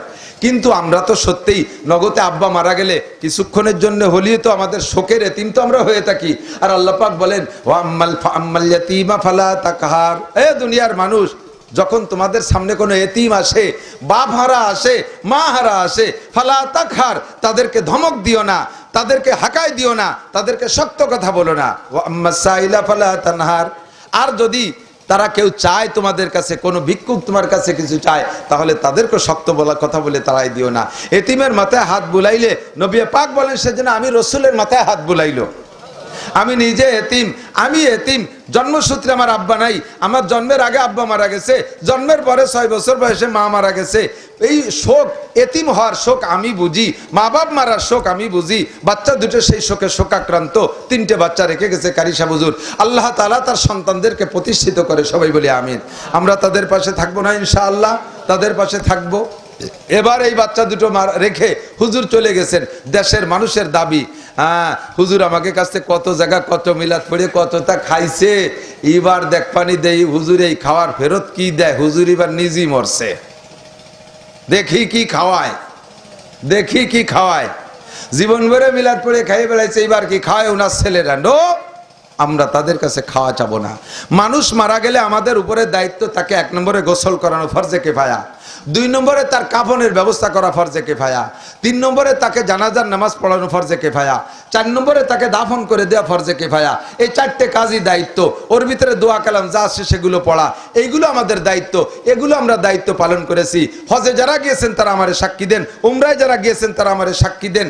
প্রত্যেক দিন হেরেম শরীফে 5 ওয়াক্ত নামাজে, হেরেম শরীফে 1 ওয়াক্ত মিস হতে দেখি নাই, মসজিদে নববীতে কখনো কখনো মিস হতে আমি দেখছি, জানাজার থেকে মিস। হেরেম শরীফে 1 ওয়াক্ত মিস নাই, 5 ওয়াক্ত নামাজের পরে জানাজা আছে। হাজী সাহেব থাকলে বলেন, একটু 2-1 থাকলে সাক্ষী দেন, দেখছেন না 5 ওয়াক্ত জানাজা আছে না? কোনো একটা জানাজার পরে কি ঘোষণা শুনছেন যে আগামী 4 দিন পরে মিলাদ হবে? শুনছেন কোনোদিনও? আরে মিয়া, বাদশাহ আব্দুল্লাহ, এই যে বর্তমান বাদশাহ তো সালমান, এই সালমানের ভাই আব্দুল্লাহ, উনি তো খুব প্রশংসিত বাদশাহ ছিল, সুলতান আব্দুল্লাহ। আমি গিয়েছি, উনি আব্দুল্লাহ 6 বছর মারা গেল, উমরায় গেছি। এই লিয়াকত ভাই আমার সাথে ছিল, মৌলানা লিয়াকত সাহেব নগরকান্দার। তো আমরা রিয়াদে গেছি, রিয়াদে আব্দুল্লাহ, বাদশাহ আব্দুল্লাহর জানাজায় শরীক হতে পারি না। আমার মাহফিল, আমাদের মাহফিল ছিল রিয়াদের এক সাইডে শহরেই। তো পরের শুক্রবারে গেছি আমি হেরেম শরীফে, জানাজা হওয়ার পরে 2 দিন না 3 দিন পর জুমা পড়ছি হেরেম শরীফে কাবার মসজিদে। আমি তো মনে মনে খুশিতে অপেক্ষা করতেছি, আজ তো বিশাল মিলাদ হবে ইনশাআল্লাহ, গরু হবে, উট হবে, কমপক্ষে বাংলাদেশ থেকে জিলাপি আসবে, তা তো খাবই, আর এদেশের খেজুর হবে।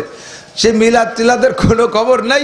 নামাজের আগে খতিব সাহেব একটু বয়ান করলো, তার ভিতরে ওই খুতবা বয়ানের ভিতরে মাঝে মাঝে আব্দুল্লাহর নামে একটু দোয়া করলো। যারা আরবি বোঝে তারা আমিন আমিন কইলো, যারা বাংলা বোঝে, আরবি বোঝে না বাঙালি, তারা চুপ করে বসে থাকলো। নামাজ পড়ানোর পরে আবার একটা জানাজা, সেই জানাজা পড়ে ছুটি। কোয়ান্নে যে কি দেখি হয়ে গেল তার কিছু টের পেলাম না, আইতকোন জিলাপিও পেলাম না। আইতকোন বোঝেন তো, একখানের অর্ধেকটা আমাকে দিকে আইতকোন, ঠিক আছে না, আইতগেন। তো কোনো কিছু নাই, এগুলো কিতাব না। করবেন কি, জামাত আল ইনসানিন কাতানু আমালুহু, মানুষ যখন মারা যায় হুজুর বলছে সব আমল বন্ধ। কারি সাহেব হুজুর আর কালেকশন করতে পারবে না, নামাজও পড়তে পারবে না, রোজাও রাখতে পারবে না, হজও করতে পারবে না, তবলিগও করতে পারবে না, মাহফিলও করতে পারবে না, তিলাওয়াত করতে পারবে না, সরমুনায় যাইতে পারবে না, আব্দুল গফফার সাহেবের মজলিসে যাইতে পারবে না, কবরে থাইকা কথা বলেন পারবে? আবার জারিও শুনতে পারবে না, যাত্রাও শুনতে পারবে না, জেনাও করতে পারবে না, মদ গাঁজা খাইতে পারবে না, ব্যারাক অ্যাডামসে যাইতে পারবে না, সুদঘুষ করতে পারবে না, সালিশ বিচার করতে পারবে না, দুর্নীতি করতে পারবে না, ভালোও করতে পারবে না, মন্দও করতে পারবে না, সব দরজা বন্ধ। তবে স্থায়ী তিনটে দরজা উনি খুলে রেখে গিয়ে গেলে সেই তিনটে থেকে পাবেন। 1 নম্বরে সদকায়ে জারিয়া, 2 নম্বরে নেক সন্তান, 3 নম্বরে ইলমে নাফে, কোরআন হাদিসের ইলম। আমার বিশ্বাস কম বেশ হুজুর 3 জায়গা কিছু না কিছু হাত রেখে গেছেন। সন্তান 2টা আলেম বানাই গেছে, এটা তো ঠিক আছে। নেক সন্তান রেখে গেছে, তারা দোয়া চাইলো। হুজুর মাদ্রাসায় পড়াইয়া কত সন্তানরা আলেম বানাই গেছে। আবার মাদ্রাসার নিশ্চয়ই নিজের যথেষ্ট অবদান আছে, সেগুলো সদকায়ে জারিয়া। আর ইলমে ইন্তেফা, যেই ইলম দ্বারা মানুষ উপকৃত হচ্ছে, হাজার হাজার ছাত্র বানায় রেখে গেছে। 3টে দরজাই খুলে রেখে গেছে, এখান থেকে পেতে থাকবে, এখান থেকে পাইতে থাকবে। কিন্তু এই 3টে দরজা যদি খুলে রেখে না যায় আর কিছু থাকে না। এই 3টে হলো স্থায়ী গাছ। আমি মাঝে মাঝে বলি কলা গাছ লাগান না, কলা গাছ ভালো দামি কলা। বাংলাদেশে বিভিন্ন কলা আছে, দামি কলা আছে। এবার 1 হালি কলা কিনছি, একটু কলা, আমি ফকিরহাটের থেকে 1 হালি কলা, একটু কলা, মানে 1 ফানায় 3 হালি তো বোঝেন তো, 4টে হালি। তা আমি যে জিজ্ঞেস করছি যে এই কলা কত, তাকে 80 টাকা। তা আমি মনে করছি যে ফানা ধরে 80 টাকা, তার কালার খুব আকর্ষণীয়। তো ভিতরে যাওয়াই হোক, এই কালার আর রঙে পছন্দ করি আমি 80 টাকা মনে করিয়া, আমি ঠিক আছে দেন 1 ফানা। তা আমি 80 টাকাই দিছি, কয় হুজুর হালি 80 টাকা। এখন মিজাজ খারাপ হয়ে গেছে, এখন কিনে ব্যাগে গাড়িতেও উঠে ফেলাইছি, বেরোতেও দিতে পারতেছি না। সে 80 টাকা হালিতে 24 240 টাকা 3 হালি কিনে নিয়েছি। এই আঙ্গুল ইচ্ছে একটু বড় বড় হবে, খাইতে আসলেই স্বাদ, আসলেই গিরান, দামি কলা। আমি পরের বার যে বলতেছি ওই সে দোকানদার যে ভাই আমার এর একটা চারা এনে দেবেন, যত টাকা নেবেন আমি ইনশাল্লাহ লাগাবো। এখন বলেন এই 80 টাকা হালির কলা বড় আকর্ষণীয় কলা, কিন্তু এক গাছে 1 কাইন একবার কাটিয়ে খেয়ে ফেললে পরের বছর ওই গাছে আর 1 কাইন হয়। আরে কথা কয় না, হয়। যত দামি কলা হোক, জাপানি কলা, আমেরিকা কলা, যে দেশের কলাই হোক, 1 কাইন কাটলে কি আর হয়? তা আম গাছে এবার আম হয়েছে, আল্লাহ বছর আগামীবার হবে, পরের বছরও হবে, 50 বছরও হবে। 100 আম গাছ আছে না নাই? আমাকে মুকসাদপুরি রোডে 100 বছর ধরে, আরো 15 বছর আগে সাইনবোর্ডটা নাইছে, এখন তো 100 নেই, এখন 115 বছর হয়ে গেছে। আরো কতদিন বাঁচবে আল্লাহ জানে। আম হতে ইতালে আছে। তাহলে আমি বুদ্ধি থাকলে কলা ওই সাইডে 13-12টা কিনে খাইছি, ওই পর্যন্তই যথেষ্ট। আর আমার সেই কলার ভারী একটা চাহিদা নাই। কিন্তু আম তো বাড়িতে খাইয়ে আসছি, নিজের 15টা গাছে জম্মের ধরা ধরছে, খাইছি, সাফা করে দিছি। আজ ওই জায়গা আসলে 1 প্লেট দিছে, আমি খালি চিন্তা করি আল্লাহ আর কেউ না খায়। কেউ আর্ধেক আগে আমি একা অর্ধেক মারিয়ে দিছি। আম বড় মজাদার ফল, জীবন ভরে খাওয়া যায়। কলা অত বেশি খাওয়া যায় না, যদিও কলা 80 টাকা কেজি, ওই 1 গাছে 1 কানির বেশি হয় না। আম যতই কম দামি হোক না কেন জীবন ভরে হতে থাকে এবং তা আজীবন খাওয়া যায়। আম সারা বছর খাওয়া যায়, 5 ওয়াক্ত খাওয়া যায়। দোস্তরে আমি বুকামি করতে রাজি না, কলা গাছ লাগাইতে রাজি না, যে 1 কান কাটিয়ে খেয়ে ফেললে আর হয় না। আমি আম গাছ লাগাবো, আমি কাঁঠাল গাছ লাগাবো, নারকেল গাছ লাগাবো, 30 40 50 100 বছর হবে। আমার আব্বা মারা গেছে, আমি একটা মিলাদ দেবো, 1 কান কলা কাটিয়ে খেয়ে ফেলবো, পরের দিন আর কেউ দোয়া করবে না। মিলাদে খাওয়া ভালো হলি দোয়া আরে, আর খাওয়া ভালো নালি পারা ফেরত দেয়, কই তোর বাপরে জন্য যা পড়ছিলেন সব ফেরত যা, খাতি দিস নেই, ভালো হইলে কিছু দেবো না। ফেরত নিয়ে চলে যায়। আমি এই আকাম করতে, এই বোকামি করতে রাজি না। আমি বাপের জন্য আম গাছ লাগাবো। গত বছর 39 লাখ টাকা দিয়েছি আমার আব্বার নামে, আমার মায়ের নামে, আমার দাদা দাদির নামে। এবছরও যা দেব তাই দেব, আমি তো পাবোই পাবো ইনশাআল্লাহ। আমরা বোকামি করব না। মানুষ মারা গেলে তাদের মূল হক কি, পাওনাদার কি, কি দিলে সে পাইতে পারে তাহাই করিব। আমি আজকে আপনাদের সকলের কাছে কারি সাহেব হুজুরের জন্য আমি একটা জিনিস কালেকশন করব। অবশেষে সূরা ফাতিহা একবার আর সূরা ইখলাস 3 বার কালেকশন করব। এখানে যদি 500 মানুষ থাকেন তাহলে এক একজনের আমলনামায় লেখা হবে একবার সূরা ফাতিহার কারণে 20 পারা কোরআন শরীফ পড়া সব, আর 3 কুলহুতে 1 খতম। তাহলে ফাতিহা আর 3 কুলহুতে 1 খতম আরো 20 পারা পড়ার সওয়াব হয়। 500 মানুষের কাছ থেকে এই পরিমাণ কালেকশন করে আমি কারি সাহেব হুজুরের জন্য পাঠাবো। দিতে রাজি আছেন না ইনশাআল্লাহ? আপনি মাহরুম হবেন না, আপনার আব্বা মাও পাবে, আর সাথে কারি সাহেব হুজুরও পেয়ে যাবে। উনি আমাদেরকে নেক সন্তান রেখে গেছে, সদকা জারিয়া রেখে গেছে। এইগুলোই হবে মূল আমাদের কালেকশন। জীবনের টার্গেট এরকম থাকতে হবে। কথা বলেন ঠিক কি ঠিক না? আর একটা কাজ আছে, দেয়ার গুলো দেব ফাঁকে, মানে কি বলা হয়, ভালো যা আছে যাতে উপকার হয় তাই দেব, ক্ষতি যা হয় তা দেব না। ক্ষতি যা হয় তা দেব না। হাড়ি ভরে মিষ্টি দিলাম, ভিতরে ছোট্ট একটা গুক্কু সাপের ছাউ ভরে দিলাম। হাড়ি ভরে মিষ্টি দিলাম, ছোট্ট একটা গুক্কু সাপের ছাউ বাচ্চা ভরে দিলাম। মুখ খোলার সাথে সাথে মারিয়ে দিল, মিষ্টি খাওয়া শেষ। এই সব কিছু দিয়ে লাস্টে যে কোন কারি সাহেব হুজুর কালেকশন হতো, মাঝে মধ্যে চুরি উড়িয়ে খাতো, একে পাদে আগা সারা। এই ছোট্ট একটা কেউটে সাপের বাচ্চা দিয়েন না। পরিষ্কার হাদিস, আল্লাহ নবী বলেন উস্কুরু মাহাসেনা মাউতাকুম, তোমাদের যারা মারা গেছে তারা বড় অসহায়, তাদের জন্য কিছু দিতে না পারলেও কেউটে সাপের বাচ্চা হাড়ির মধ্যে দিও না, তাদের কোনো দোষ চর্চা করো না। উনি বড় অসহায়, গিবাত করলে প্রতিশোধ নিতে পারতেছে না, কবরে যে পিটাইলে প্রতিশোধ নিতে পারতেছে না, গালি দিলে তার জবাব দিতে পারতেছে না। কথা বলেন পারবে? পারবে না। উনার কিছু প্রশংসা করলে উনার উপকার হবে, উনার উপকার হবে। আরে ভাই, আমার দ্বারা যদি কোনো মানুষ জান্নাতে যায় তাতে আমার লস আছে?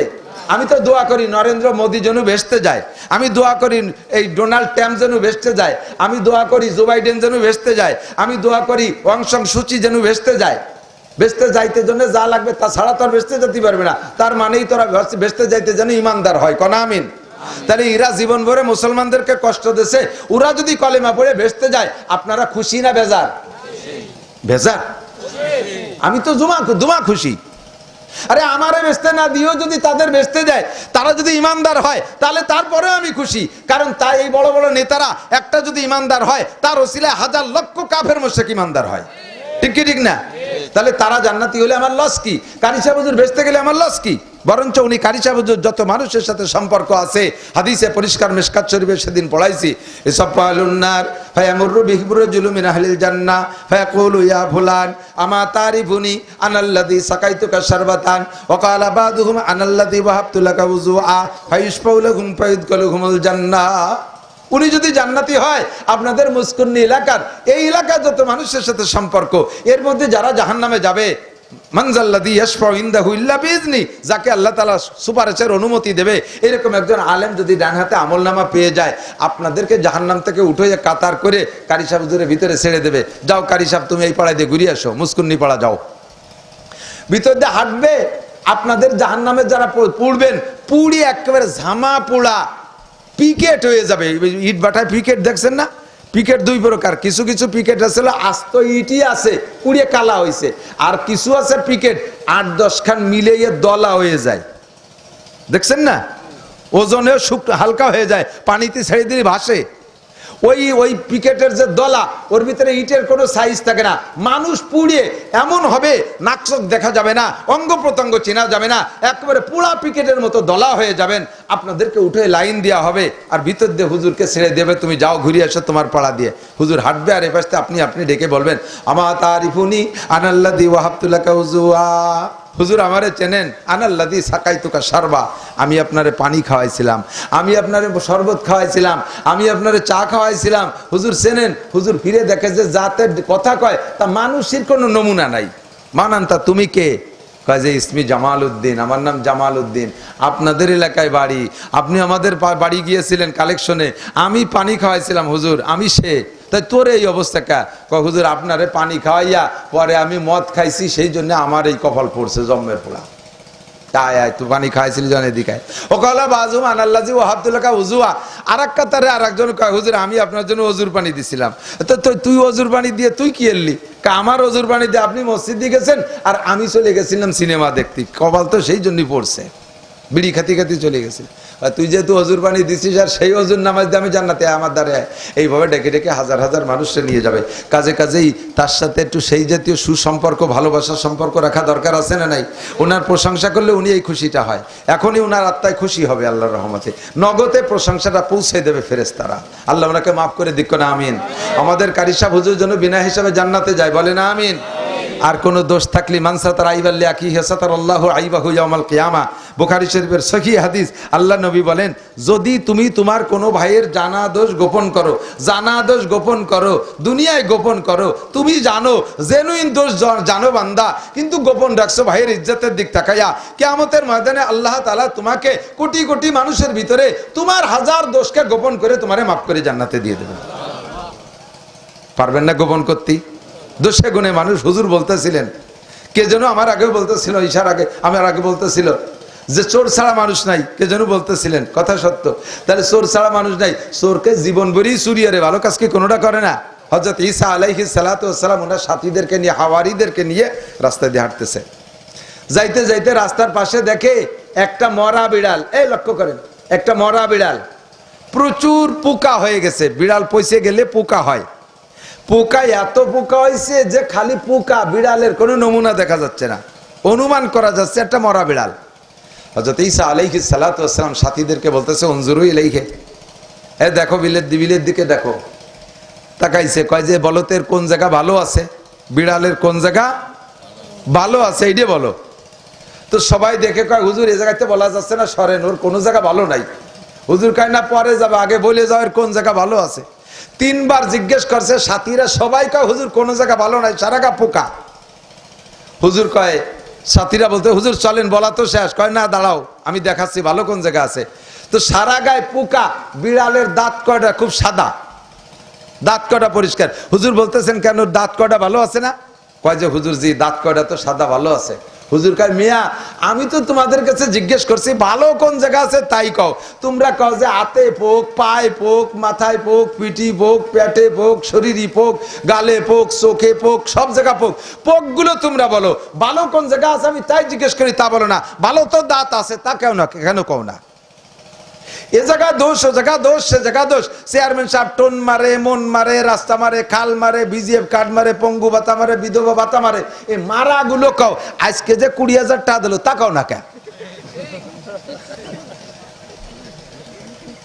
মারা গুলো কও, তাজা গুলো কও না কেন? প্রত্যেকটা মানুষের জীবনে কি সবই দোষ, না দুই একটা গুণ আছে? কথা কোন আছে না নাই? আমি একবার মাগুরের ওয়াজ করে আসতেছি, তো জম্মের কুয়াশা, গাড়িতে আমি ঘুমাই গেছি।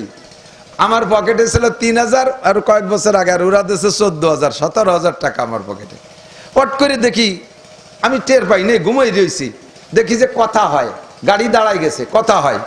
কি কথা? সামনে গাছ, একটা বাবরা গাছ ফেলানো, গাড়ি আটকায় দিয়েছে ডাকাতি। ড্রাইভারের সাইডে গ্লাস খুলে ড্রাইভারের গাড়ির উপরে সাদা ফকফকে দাও একখান, কয় যে যা আছে দে, পোষায় দেবো নইলে। এখন আমি কইলাম কি, এই ডাইতে আমি মুক্ত বান্দা, চিনতেছি না। আমি কয় বাড়িতে এদিকায়, তো কয় না, এর কাছে যা আছে নিয়ে আসে। আমি কই যে ওর কাছে যা আছে তাও আমার কাছে আছে, এদিকায়, ওকে মারিস না। আমার গাড়ির কের গায়ে হাত দিবি না, তুই গাড়িতে যা যা আছে তোকে প্রয়োজন সব দিয়ে দেবো, ওকে কের কাছে কিছু নাই। ওরে আমি ভাড়ায় নিয়ে আসছি, গাড়ি আমার না, গাড়ি ওরও না, গাড়ি ভাড়া করে নিয়েছি। ওরে মালিকে তেল কিনে দেছে, ওরে রাস্তায় চাও আমি খাইছি, ওর কাছে কোনো পয়সা করি নাই, যাইয়ে টাকা দেবো তারপরে। আর আমার সাথে 2 জন, ওরা ওকে আমি রাস্তাতে নিয়ে আসছি, ওরা আমার ছাত্র, ওকে কাছেও টাকা পয়সা নাই, যা যা আছে সব আমার কাছে। অ্যান্ড্রয়েড সেট একটা মোবাইল আছে, আর আমার কাছে 17,000 টাকা আছে, আই নিয়ে যা সব। তো ওই 17,000 টাকা মোবাইল পাইয়ে ওকে মারামারি আর করে নাই। তো 17,000 টাকাই সব দিয়ে দিছি। লাস্টের টাকা নিয়ে টিয়ে আমার 1,000 টাকা ফেরত দিল, কয় হুজুর রাস্তায় তেল টেল কিনতে লাগতে পারে, নিয়ে যান।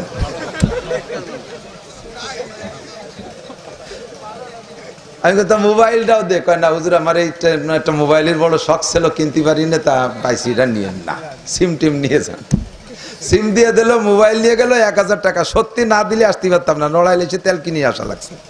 এখন আমি কই জাতি দিয়ে গাছটা নিয়ে সরা, কয় হুজুর তাই আসেন আপনারা নামেন, আমি একা পারবো না সরাতে, সবাই মিলে টানি এসে গাছ সরাতে পারি না। পরে আমার যাই পথ দেয়া দিচ্ছে, এই জায়গা দিয়ে জানে এনতে গেলি পরে পথে ডাইট ডোজ পাবেন না, চলে যেতে পারবেন না।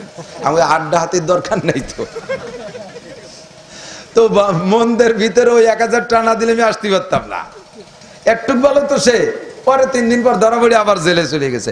তো একটা মানুষের বদনাম কব তো সারা জীবনে খালি বদনামই কব, তার ভালো কোনো দিক নাই। ভালো দিকটা থাকলে বলেন, হাদিসে আসছে আল্লাহ নবী বলেন 40 জন মানুষ যদি তাকে ভালো বলে, আল্লাহ পাক তারে ভালো বলে পরিগণিত করে। কুমাইতে কুমাইতে লাস্টে এসে সাহাবায়ে কিরাম বলে, হুজুর যদি 3 জন মানুষ ভালো বলে, তাও আল্লাহ তাআলা তাকে ভালো বলে তার সব দোষ ক্ষমা করে দেয়। লাস্টে কয়, হুজুর ভালো বলার মাত্র 1 জন মানুষ, তাও যদি ভালো বলে, এই ভালোটা কৃত্রিম ভালো বলা না। আমরা অনেক সময় জানাজা সামনে করে দাঁড় করে বলি, বলেন তো ইনি কেমন ছিল, ভালো ছিল, বলেন তো কেমন ছিল, ভালো ছিল। অথচ ওর ভিতরে কতজন আছে ওনার কাছে টাকা পাবে, তা না দিয়ে মরছে, এরপরও ওই তালে তালে কোয়া লাগতেছে ভালো ছিল। এই ভালো ভালো না, মন থেকে ভালো। যেমন অনেকেই বলতেছেন, চেয়ারম্যান সাহেব বলতে গিয়ে প্রায় কেঁদে দিছে। নামাজি মানুষ ছিলেন, মহব্বতের মানুষ ছিলেন, আলেমুল আমাকে ভালোবাসতো। আরো 20 বছর আগের থেকে আমার মতো ছোট মানুষের ওয়াজ শুনে, ওনার ওয়াইফকে নিয়ে ভাঙ্গা ঈদগাহ মাদ্রাসায় যে বয়ান শুনছে, এলাকায় যত মুসকুন এলাকার মাহফিলের দাওয়াত উনি দিতে যাইতেন। চেহারাটার ভিতরে একটা আলাদা, কালো মানুষ হলেও চেহারার ভিতরে একটা ইবাদতের নুরানিয়াত ছিল। এই যে গুণগুলো আমি বলি, আপনারা আরো ভালো জানেন। দোষ যদি কিছু জানেন কোনোদিনও বলবো না, তাহলে আমার দোষও মানুষে বলবে না, আর মানুষে আমার ভালো বলবে, আমরা মাফ পেয়ে যাবো। কথা বলেন ঠিকই ঠিক না? আল্লাহ তাআলা আমাদের সবাইকে মাফ করে দিক। কষ্ট হলো আপনাদের? আমি কি বলা অপ্রয়োজনীয় কথা বলছি নাকি? এই কথাগুলো আপনারা সকলে খেয়াল রাখবেন। মানুষ মারা গেলে সদকায়ে জারিয়ার ব্যবস্থা করে যাবেন। মিলাদ টিলাদের ফিকির বাদ দেন, মিলাদ দিলে দেবেন, কিন্তু খাওয়াবেন কি খাওয়াবেন? যদি ওই মাইয়েতের মালের থেকে খাওয়ান, মাইয়ের যে মাল রেখে গেছে, ওই মাল উনি মারা যাওয়ার পরে ওর ওয়ারেস হয়ে গেছে অনেক দূর, ওয়ারেসের ভিতরে যদি নাবালেক নাতি নাতনি, নাবালেক ছেলে মেয়ে থাকে, নাবালেক কেউ থাকে, তাহলে তাদের মালের থেকে, যৌথ মালের থেকে খাওয়াবেন। এটা কোনো ধনী লোক, গরিব লোক কেউ খেতে পারবে না। এতিমের মাল খাওয়া প্রত্যেকের জন্য হারাম। হ্যাঁ, যদি কেউ ব্যক্তিগতভাবে তার নিজের সম্পদের থেকে করে, তাহলে করেন, কিন্তু রুসুমাত হিসেবে বাদ দেন। বরঞ্চ তার জন্য সদকা জারিয়ার কাজ হয়। এই মাদ্রাসার কাজ বাকি আছে, মসজিদের কাজ বাকি আছে, এইটুক করে দেন, নেকি পাবে ইনশাআল্লাহ। এর দ্বারা কিয়ামত পর্যন্ত নেকি পাবে। আমার নামাজ দিয়ে আমি জান্নাতে যাব কিনা সন্দেহ আছে, কিন্তু আমি যদি একটা মসজিদ বানায় দিয়ে যাই, ওই মসজিদে কিয়ামত পর্যন্ত যত মানুষ নামাজ পড়ছে, তারাও তাদের নামাজ দিয়ে ভেস্তে যেতে পারে নাই, কিন্তু আপনি শত মানুষের নামাজের সব অতিরিক্ত পেয়ে যাবেন। আল্লাহ তাআলা আমাদের নসিব করে, সবাই বলেন আমিন। আল্লাহ পাক আমাদের আমল করার তৌফিক দান করে, বলেন আমিন। ইন্নাল্লাহা ইনদাহু ইলমুস সাআ, 1 নম্বরে কিয়ামত। কে জানে? ওয়া ইউনাজ্জিলুল গায়স, কোন দিনের কোন মেঘে বৃষ্টি নামবে এটা বলার কারো ক্ষমতা আছে? কেউ কইতে পারবে না, আল্লাহ জানে। ওয়া ইউনাজ্জিলুল গায়স ওয়া ইয়ালামু মা ফিল আরহাম, কোন নারীর পেটে বাচ্চা আছে আর নাই, এটা আল্লাহ ছাড়া কোনো মেশিনই কইতে পারবে না। কয় মেশিনই কয়, কম্পিউটারে দিয়ে কয় যে ছেলে না মেয়ে। 1 নম্বরে সেটা তো বাচ্চা পেটে আসার পরে মেশিন দিয়ে দেখে বলছে, ওটা গায়েব বলা না। ওটা কি না? গায়েব বলা না, ওটার মধ্যে কোনো কারামতি নাই। বাচ্চা পেটে আসার আগে বলো তো এবার কি হবে? বাচ্চাটা, এই মেয়েটার বিয়ে হওয়ারও আগে তুমি বলতে পারবা যে ছেলে মেয়ে হওয়ার ক্ষমতা আছে না নাই? কত বাজা মহিলা আছে নিঃসন্তানী, দুনিয়ার শেখাচ্ছে, তার বাচ্চা কাচ্চা হচ্ছে না। আর আল্লাহ পাক রব্বুল আলামিন সমস্ত মানুষকে দুনিয়ায় পাঠানোর আগে লিখে রাখছে, সালেহা খাতুনের পেটে 3টে মেয়ে 2টা ছেলে আছে, রাবেয়া খাতুনের পেটে 3টে ছেলে 2টে মাইয়া আছে। একটা এরকম হবে, একটা এরকম হবে, একটা এরকম হবে। এই সব অ্যাডভান্স খবর কে জানে? আল্লাহ জানে কোন নারীর পেটে সন্তান আছে। 4 নম্বর হলো আমা তাদরি নাফসুম মাজা তাকসিবু গাদা, আগামীকাল কে কি ইনকাম করবা, কে কি খাইবা, কেউ কইতে পারবা না। প্লেটের মাখানো ভাত তাই রুজিতি হয় না, ঠিক না? ওই পাশে যে সাতক্ষীরের ওইদিক গেছি, একজন কয় হুজুর একেবারে এই বয়ান করার পরে তার বাড়ি খানার ইন্তজাম। সে বলতেছে, হুজুর আপনার বয়ানটা আমার আজকে খুব ধরছে। আমি ঢাকা থেকে আসার পথে পদ্মার ঘাটে সে সময় ফেরি পার হইতে হয়, বড় বড় মাছ পাইছি, পদ্মার ইলিশ, পদ্মার পাঙ্গাস, পদ্মার বল মাছ, পদ্মার রিঠে মাছ, পদ্মার খল্লা মাছ, এই খল্লা কয়না যে বেশি বেশি থাকে, এই পাইয়ে কিনে নিয়ে আইছি। গোপালগঞ্জ আইসে বেদগ্রামের ওই জায়গাতে বড় বড় শিঙ্গি মাছ, বিলেন মাছ, আর এইরকম বুক লাল লাল কই, এ পাইয়ে কিনে নিয়ে আসছি। মোল্লারাট আসলে দেখি যে পাখি বিক্রি করতেছে, তা কিনে নিয়ে আসছি। আইনিয়ে সব কইছি যে আরো আত্মীয় স্বজন কয়জনের দাওয়াত দিছি। দুপুরে কইছি যে জম্মের রান্না রানবা স্ত্রীরে, পরাণ ভরে সবাই নিয়ে খাবো, সব সুন্দর রান্না হয়ে গেছে, টেবিলে বসছি খাবো। এর মধ্যে আমার আগের একটা কেস ছিল, আমার বাচ্চাটা এসে কাছে আব্বা পুলিশ আইছে কে বাড়ি। সে মাখানে ভাত একটা নেলাও গালে দিতে পারলাম না, প্লেট থুয়ে পিছনের দরজাতে ফেলাই তুই সাইডিয়ে। ওমা তাদরি নাফসুম মাজা তাকসিবু গদা, কে কি ইনকাম করবা, কে কি খাইবা, কিচ্ছু বলার কায়দা নাই। 4 মাইল দৌড়ই যে সুন্দরবনের মধ্যে বুন বাড়ি যাইয়া ভান্তা ভাত খাইছি দুপুর বেলা, অথচ কিনছি তো কত কিছু। খাওয়াই কে, খাওয়াই কে, খাওয়াই কে, না খাওয়াই কে, দুর্ভিক্ষের মালিক কে। ভয় পেয়ে ভয় দিয়েছিল আমাদের সারা দুনিয়ার মোড়লরা যে 2023 সালে কি হবে, দুর্ভিক্ষ হবে, মানুষ না খেয়ে মরবে। গত বছরও যা খাইছি এবারও তো তাই খাই, দাম বেশি হোক আর কম হোক, কেউ কম খাই। বাজারে চাউল আছে, পেঁয়াজ আছে, রসুন আছে, মরিচের দাম পট করে 600 টাকা হইয়া আবার তা তো কমিয়ে জায়গা মতো চলিয়েছে। বর্ষাকালে আজীবনই ভাদ্র মাসে মরিচের দাম বাড়ে, গাছপালা মরিয়ে যায়, একটু বাড়িয়ে যায়, সব কিছু অ্যাভেলেবেল আছে, কোনো তা তোমরা কমাইতে পারবে না। রুজির মালিক আমার আল্লাহ। ওমা তাদরি নাফসুম মাজা তাকসিবু গাদা। 5 নম্বর, ওমা তাদরি নাফসুম বিআইয়ার দিন তামুত। কোন জায়গা যাবা না মরার ভয়তে, কোন জায়গা যাবা না মরার ভয়তে।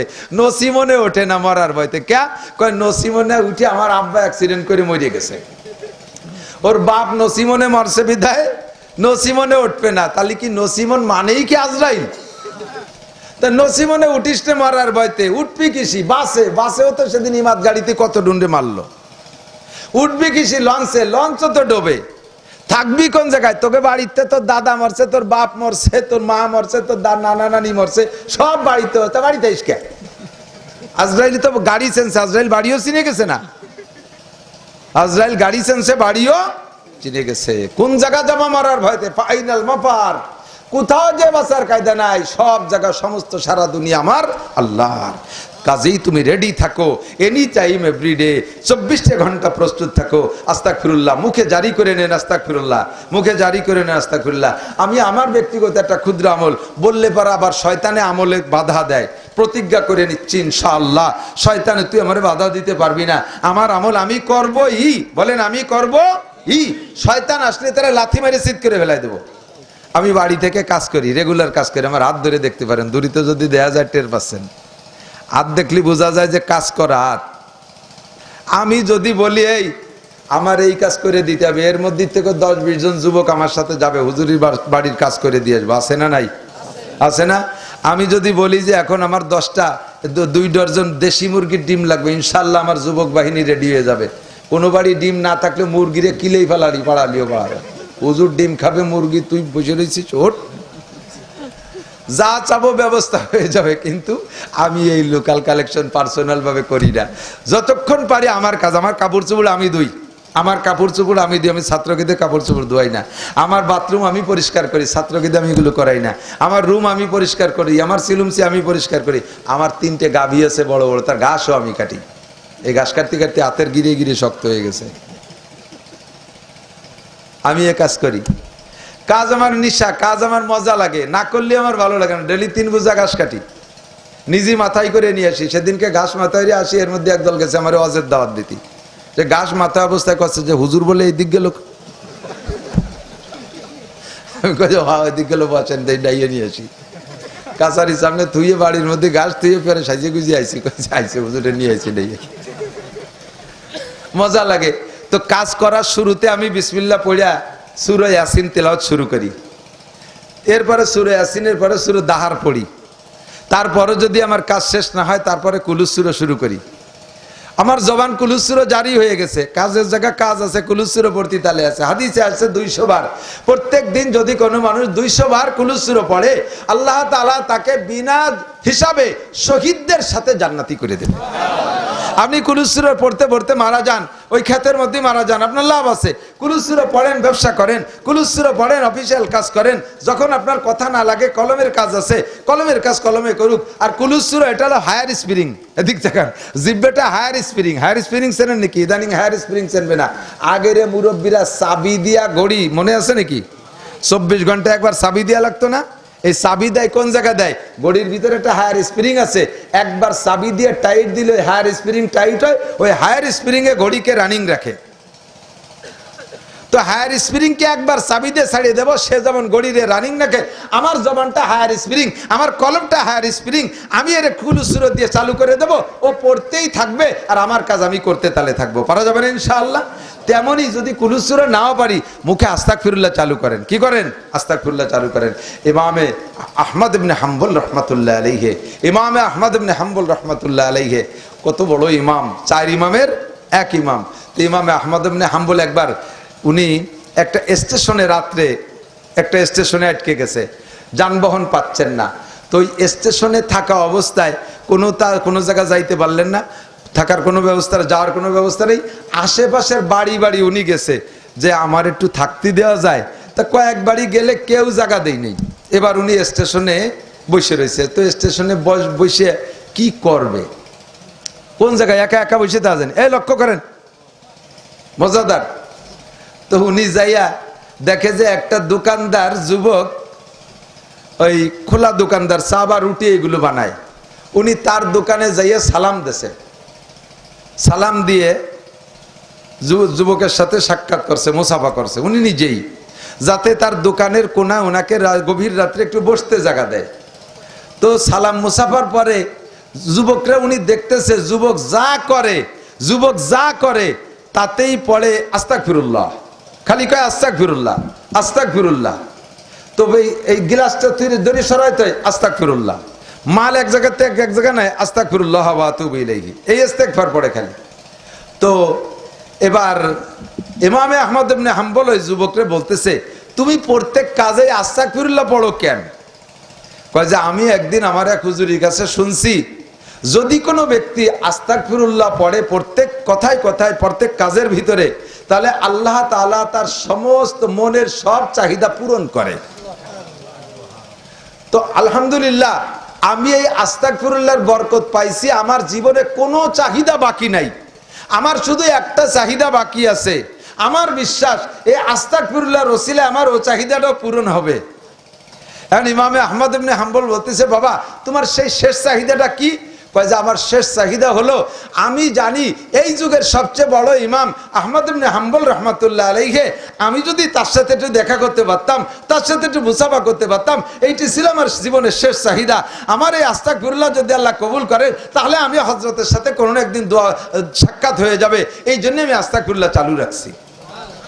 ইমামে আহমদ ইবনে হাম্বল বুকের সাথে জড়িয়ে ধরে বলে, বাবা তোমার আস্তাগফিরুল্লাহ সব কবুল হয়েছে, আমি ইমামে আহমদ ইবনে হাম্বল। যে ইমাম আহমদ ইবনে হাম্বল বাড়ি বাড়ি ঘুরছে, শোয়ার জায়গা পায় নাই, সেই ইমাম আহমদ ইবনে হাম্বলকে যুবক এবার পাইয়া বলেন তো তার জীবনের শ্রেষ্ঠ চাহিদা আহমদ ইবনে হাম্বলকে দেখবে বিদায় আস্তাগফিরুল্লাহ চালু রাখছে, আর আজকেই পেয়ে গেছে, তাহলে কি পরিমাণ খেদমত করবে। ও দোকানের এক জায়গা খালি করে দিয়ে, সুন্দর করে বেড বিছানা দিয়ে হযরতকে নিরিবিলি ঘুমাই দিয়েছে, হুজুর ঘুমান, ইনশাআল্লাহ ফজরের সময় আপনাকে ডেকে দেওয়া হবে। হুজুর কি ফজর পর্যন্ত হবে? হুজুর তো তাহাজ্জুদে ওঠা মানুষ। তো আল্লাহ পাক রব্বুল আলামিন দেখেন বড়দেরও ঠেকায় না, আর আস্তাগফিরুল্লাহ একটা বরকত। তেমনি আপনি চেয়ারম্যান সাহেব কাউন্সিলে বসে যতক্ষণ কথা বলা লাগে বলেন, বাকি টাইমটা আস্তাগফিরুল্লাহ পড়েন। নিশ্চয়ই তো কাউন্সিলে কিছু গুনার ব্যাপার আছে, কিছু গুনাহ খাতা হয়, আপনি আস্তাগফিরুল্লাহ পড়ে আপনি এটা ক্লিয়ার করেন, মেম্বার সাহেবরা ক্লিয়ার করেন, কত অন্যায় হয়। আমি দোকানদার ক্লিয়ার রাখি, আমি মুহাদ্দিস সাহেব ইস্তেগফার পড়ে আমার বিগত জীবনটাকে পরিচ্ছন্ন রাখি। আমার মা বোনরা কাজ কাম করবেন, আস্তাগফিরুল্লাহকে চালু রাখেন, মুখে মুখে লা ইলাহা ইল্লাল্লাহ। যখন আপনি কিছুক্ষণ পড়ার পরে আবার আপনি কুলহুস সূরা চালু করে দেন, আপনার এই আমল, আপনার মান আমিলা সালিহা ফালিনাফসিহি ওয়া মান আসাআ ফাআলাইহা, নেক আমল যে ভাবে পারি কৌশল করে করব, গুনাহ যার যারটা তার কাঁধে চড়বে, নেকিও যার যার আমল তার আমলনামায় জমা হবে। কথা বলুন ঠিক কি ঠিক না? আল্লাহ তাআলা আমাদের সকলকে আমল করার তৌফিক দান করে, বলেন আমিন। কি অপ্রয়োজনীয় কথা বলছি নাকি? অপ্রয়োজনীয় কথা বলছি? মাদ্রাসার সাথে লেগে থাকবো, মাদ্রাসার সাথে লেগে থাকবো। আল্লাহ পাক আমাদের দিনকে ধরে রাখার জন্য বাংলাদেশে 2টি ব্যবস্থাই দিয়েছে। আমি মহিলা মাদ্রাসার কড়া প্রতিবাদে ছিলাম, কঠিন প্রতিবাদে ছিলাম। পরে দেখি যতই প্রতিবাদ করি না কেন, মেয়েদের আদর্শ শিক্ষার কোনো ব্যবস্থা নাই। সারা দুনিয়া জুড়ে মেয়েদেরকে মেয়েলি শিক্ষা দিচ্ছে না, মেয়েদেরকে পুরুষত্বের শিক্ষা দিচ্ছে। মেয়েরা অফিসিয়াল হবা, মেয়েরা চাকরি করবা, পুলিশ হবা, বিডিআর হবা, আর্মি হবা, ডিসি হবা, টিওনো হবা, মেম্বার হবা, চেয়ারম্যান হবা, হাল চাষ করবা, ক্ষেত খামার করবা, কুদাল নিয়ে মাঠে নামবা, হাট বাজার করবা, ব্যবসা বাণিজ্য করবা, ড্রাইভিং করবা, বিমান চালাবা, হেলিকপ্টার চালাবা, সব পুরুষের কাজগুলো মহিলারা করবা। মহিলাদের আলাদা করে পোশাক নাই, পুরুষের যেই পোশাক, পুরুষে প্যান্ট শার্ট টাই কোট পরবে, মহিলারা প্যান্ট শার্ট টাই কোট পরবে। পুরুষে চুল খাটো রাখে, মহিলারা চুল খাটো রাখবে। নারীদেরকে পুরুষত্বের প্রশিক্ষণ দিচ্ছে। কাজেই বিয়ের পরে যাইয়া ওই বউ শ্বশুর বাড়ি যে ভাত রাঁধতে রাজি না, শ্বশুর শাশুড়িরে অজুর পানি আগে দিতে রাজি না, বাড়ির কোনো খেদমত করতে রাজি না, ও খালি ইনকাম করবে, কামাই করবে, পারিবারিক সুখ শান্তি সব ধুলায় মিশে চলে যাচ্ছে। কতক্ষণ ঠিক ঠিক, কেউ কোনো মহিলারা কাজ করতে রাজি না, সব নষ্ট হয়ে যাচ্ছে। একমাত্র নারীত্ব শিক্ষা, মহিলাদের মাতৃত্বের শিক্ষা, মহিলা মাদ্রাসা ছাড়া বিকল্প কোনো ব্যবস্থা নাই। স্কুল কলেজে নিরাপত্তা নাই, ধর্ষণ আর অপহরণের শিক্ষা হচ্ছে। সেখানে যে মেয়েরা ইফটিজিং এর শিকার হয়ে যাচ্ছে, তারাই ইফটিজিং তৈরি করতেছে, পুরুষরা ইফটিজিং করে না। পুরুষদেরকে মেয়েরা ইফটিজিং করাচ্ছে, একটা নোংরা পরিবেশ সব জায়গা। এখন আমরা মহিলা মাদ্রাসা করছি, আলহামদুলিল্লাহ। আমার বাড়িরও আমার মাদ্রাসা করা আছে।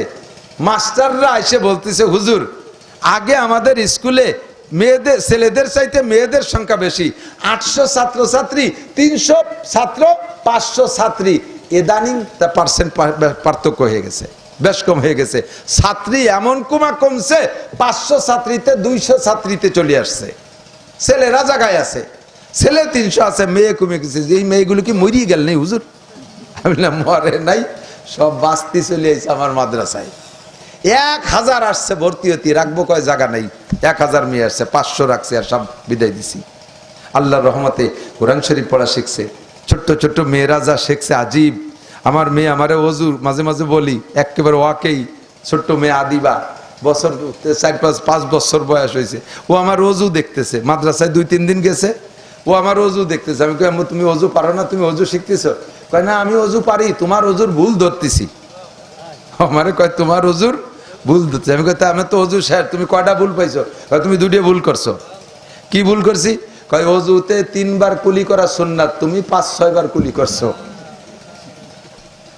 সত্যিই তো। আমি কই মা ঠিকই তো কইছো। তুমি 3 বারের চেয়ে বেশি কুলি করলে কেন? তা আমি বললাম যে মা আমি তো পান খাই, পান খা কুলিতি 3 কুলিতি হয় না। তাহলে ওর জব হয়ে গেছে। ও আমারে কয় তাহলে তুমি পান খা কুলি আগে করবা অজুর আগে, অজুর কুলি তুমি 3 বার করবা, পানের কুলি আগে অজুর আগে করো। কথা তো ঠিকই। অজুর কুলি আমি অজুর সময় 3 বারই করবো, 3-এর বেশি 4 বার করা পানি অপচয়ের গুনাহ হবে। অজুকে অজুর ভিতরে 3 বার কুলি করা সুন্নত মনে করে 3 বারই করতে হবে। বাকি আমার পান খা কুলি বেশি লাগবে, ওটা অজুর আগে করতে হবে। আমার ভাই আমারে শিখে। আল্লাহ মাদ্রাসায় গেছে কয়দিন। আর কি ভুল করছি মা? কয় যে পায়ের আঙ্গুল, হাতের এই ছোট আঙ্গুল দিয়ে নিচ দিয়ে খেলাল করতে হয়, তুমি যে উপর দিয়ে করলে। আমি নিচ দিয়েও করছি, উপর দিয়ে করছি। আমার পার আঙ্গুল হলো কুড়া কুড়া, তো একদিক যে করলে হয় না। আচ্ছা তাই ঠিক আছে, তোমার এটা ঠিক আছে, তবে তুমি কুলি 3 বারই করবা। এই যে ছোট্ট মেয়েরা, ওগুলো হলো কাঁচা কাদার মতো, ওর ভিতরে যা গুজে দেবেন তাই থাকে। আর বুড়ো হয়ে গেলেই শুকনো চৈতে ডেলা, ইয়া মোটে শেখেই না। যা এই যে শিয়ে দেয় আমাকে, ওই যে নড়ালিতে আইছে একদল, আর এক নড়াইল, এই যে ব্যাসপুরীর ওখানে নড়াইল আছে একটা, জেলা নড়ালিতে ব্যাসপুর নড়াইল আছে তবলিগ জামাত। আমি গেছি ওই জায়গায় মাহফিল করতে, তো তবলিগ জামাতের আমির সাহেব কয়জন নিয়ে আইসে আমার অজের পরে বসে। কয় হুজুর এই এলাকায় তবলিগের কাজ কি একেবারেই জিরো। কি হয়েছে? কয় 3 দিন এক মসজিদে কয় বুড়োরে কলেমা পড়াচ্ছি, সে কলেমা মোটে ভর্তিই পারে না। আমি কই লা ইলাহা ইল্লাল্লাহ মুহাম্মাদুর রাসূলুল্লাহ, ও কোরা কয় লা ইলাহা মুহাম্মাদুর রাসূলুল্লাহ, ইল্লাল্লাহ কই না। আজকে বুড়োকে ধমক দিয়ে, আমি মরার সময় হয়ে গেলে এখনো ইল্লাল্লাহ কয়া শিখলে না, পুরো কলেমা ভালো করে পড়তে পারে না। তারা আমারে কয় কি সব জায়গার কলেমা একরকম না, নড়াইলে কলেমা ইল্লাল্লাহ সেই বাইরে কলেমায় নাই। ইয়া সইতে ডালা শক্ত হয়ে গেছে, ওর মধ্যে ঢোকে না, বসে না কিছু। নরম কাদায় যা দেবেন তাই ঢোকে, ঠিক কি ঠিক না? জালি বয়সে অল্প বয়সে যা শিখাবেন। আমি ওই 3-4-5 বছর বয়সে যা পড়ছি এখন আমার টপ টপ করে মুখস্থ শুনে দিতে। সেই গেদাকালের কবিতা আমি শুনে দিতে পারি 8টা-10টা, কোনো লোকমানাই ভুল হবে না, যা সব মনে আছে। এখন যা 2-10 বার পড়লে মনে থাকে না। কতক্ষণ এই জন্যে ছোট মোটো বাচ্চাদেরকে মেয়েদেরকে আদর্শ শিক্ষা। ছোট ছোট বাচ্চারা বোরকা পরে যখন মাদ্রাসায় যায়, কালো বোরকা বললে সোজায় তাকে পেঙ্গুইন পাখির মতো দেখা যায়, কি এত ভালো লাগে যা বলার মতো না। আপনারা স্বীকার করেন মুসলমান যদি হয়ে থাকেন, নারীদের যত পোশাক আছে বোরকার চাইতে ভালো পোশাক আছে? যত পোশাক পরে যত সাজুক, মহিলা বোরকা পরার পরে তাকে যত সুন্দর লাগে আর কোনো পোশাকে অত সুন্দর লাগে না। তার হেজাব হবে, তার পর্দা হবে, সতীত্বের রক্ষা হবে, ইসলামী শিক্ষায় শিক্ষিত হবে। মা যদি হয় আল্লাহ আলী পর্দানসীন, তার পেট থেকে নেককার সন্তানের আশাও করা যায়। আর মা যদি হয় পার্কিং, মা যদি হয় ওই যে বাঙ্গা চৌরাস্তায় বিল্ডিং মারা মহিলা, বিকেলবেলা আসলে তো দেখি হ্যাঁ দলে দলে ওই জায়গাতে বসে বসে তসবি টিপতেছে, আল্লাহ বিল্লি হতেছে, বসে বসে জিকির ফিকিরি আছে, মুজাকারায় আছে। ওই মার পেট দিয়ে আব্দুল গফফার আর ওই আব্দুল মালেক আশা করা যায় না। কথা কন, ও যেমন তার পেট দিয়ে তেমনই হবে। কাজে আদর্শ মা চাই আদর্শ সন্তান পাইতে হলে, আর আদর্শ মা পাইতে হলে আদর্শ মা গড়ার কারখানা মহিলা মাদ্রাসা। সাথে থাকবো তো ইনশাআল্লাহ, সাথে থাকবেন, মেয়েদেরকে শিক্ষা দেবেন। হ্যাঁ, এখানে সে ক্লাস 5 পর্যন্ত পড়ার ব্যবস্থা আছে প্রত্যেকটা মহিলা মাদ্রাসায়, এবং শরীয়তের মাসালা সব শিখিয়ে দেয় মাত্র 3 বছরের ভিতরে। এরপর ওই মেয়েটারে নিয়ে আপনি হাই স্কুলে ভর্তি করতে পারেন ইনশাআল্লাহ। বোরকার সাথে হাই স্কুলে যাবে ইনশাআল্লাহ, সে নামাজি হবে ইনশাআল্লাহ, সে তিলাওয়াত করনেওয়ালি হবে ইনশাআল্লাহ। এখান থেকে তাহাজ্জুদের প্র্যাকটিস করে গেছে, সে বুড়ো হয়ে গেলেও তাহাজ্জুদ ঠিক রাখবে ইনশাআল্লাহ। এই জায়গার প্রশিক্ষণ তার আজীবন থাকবে।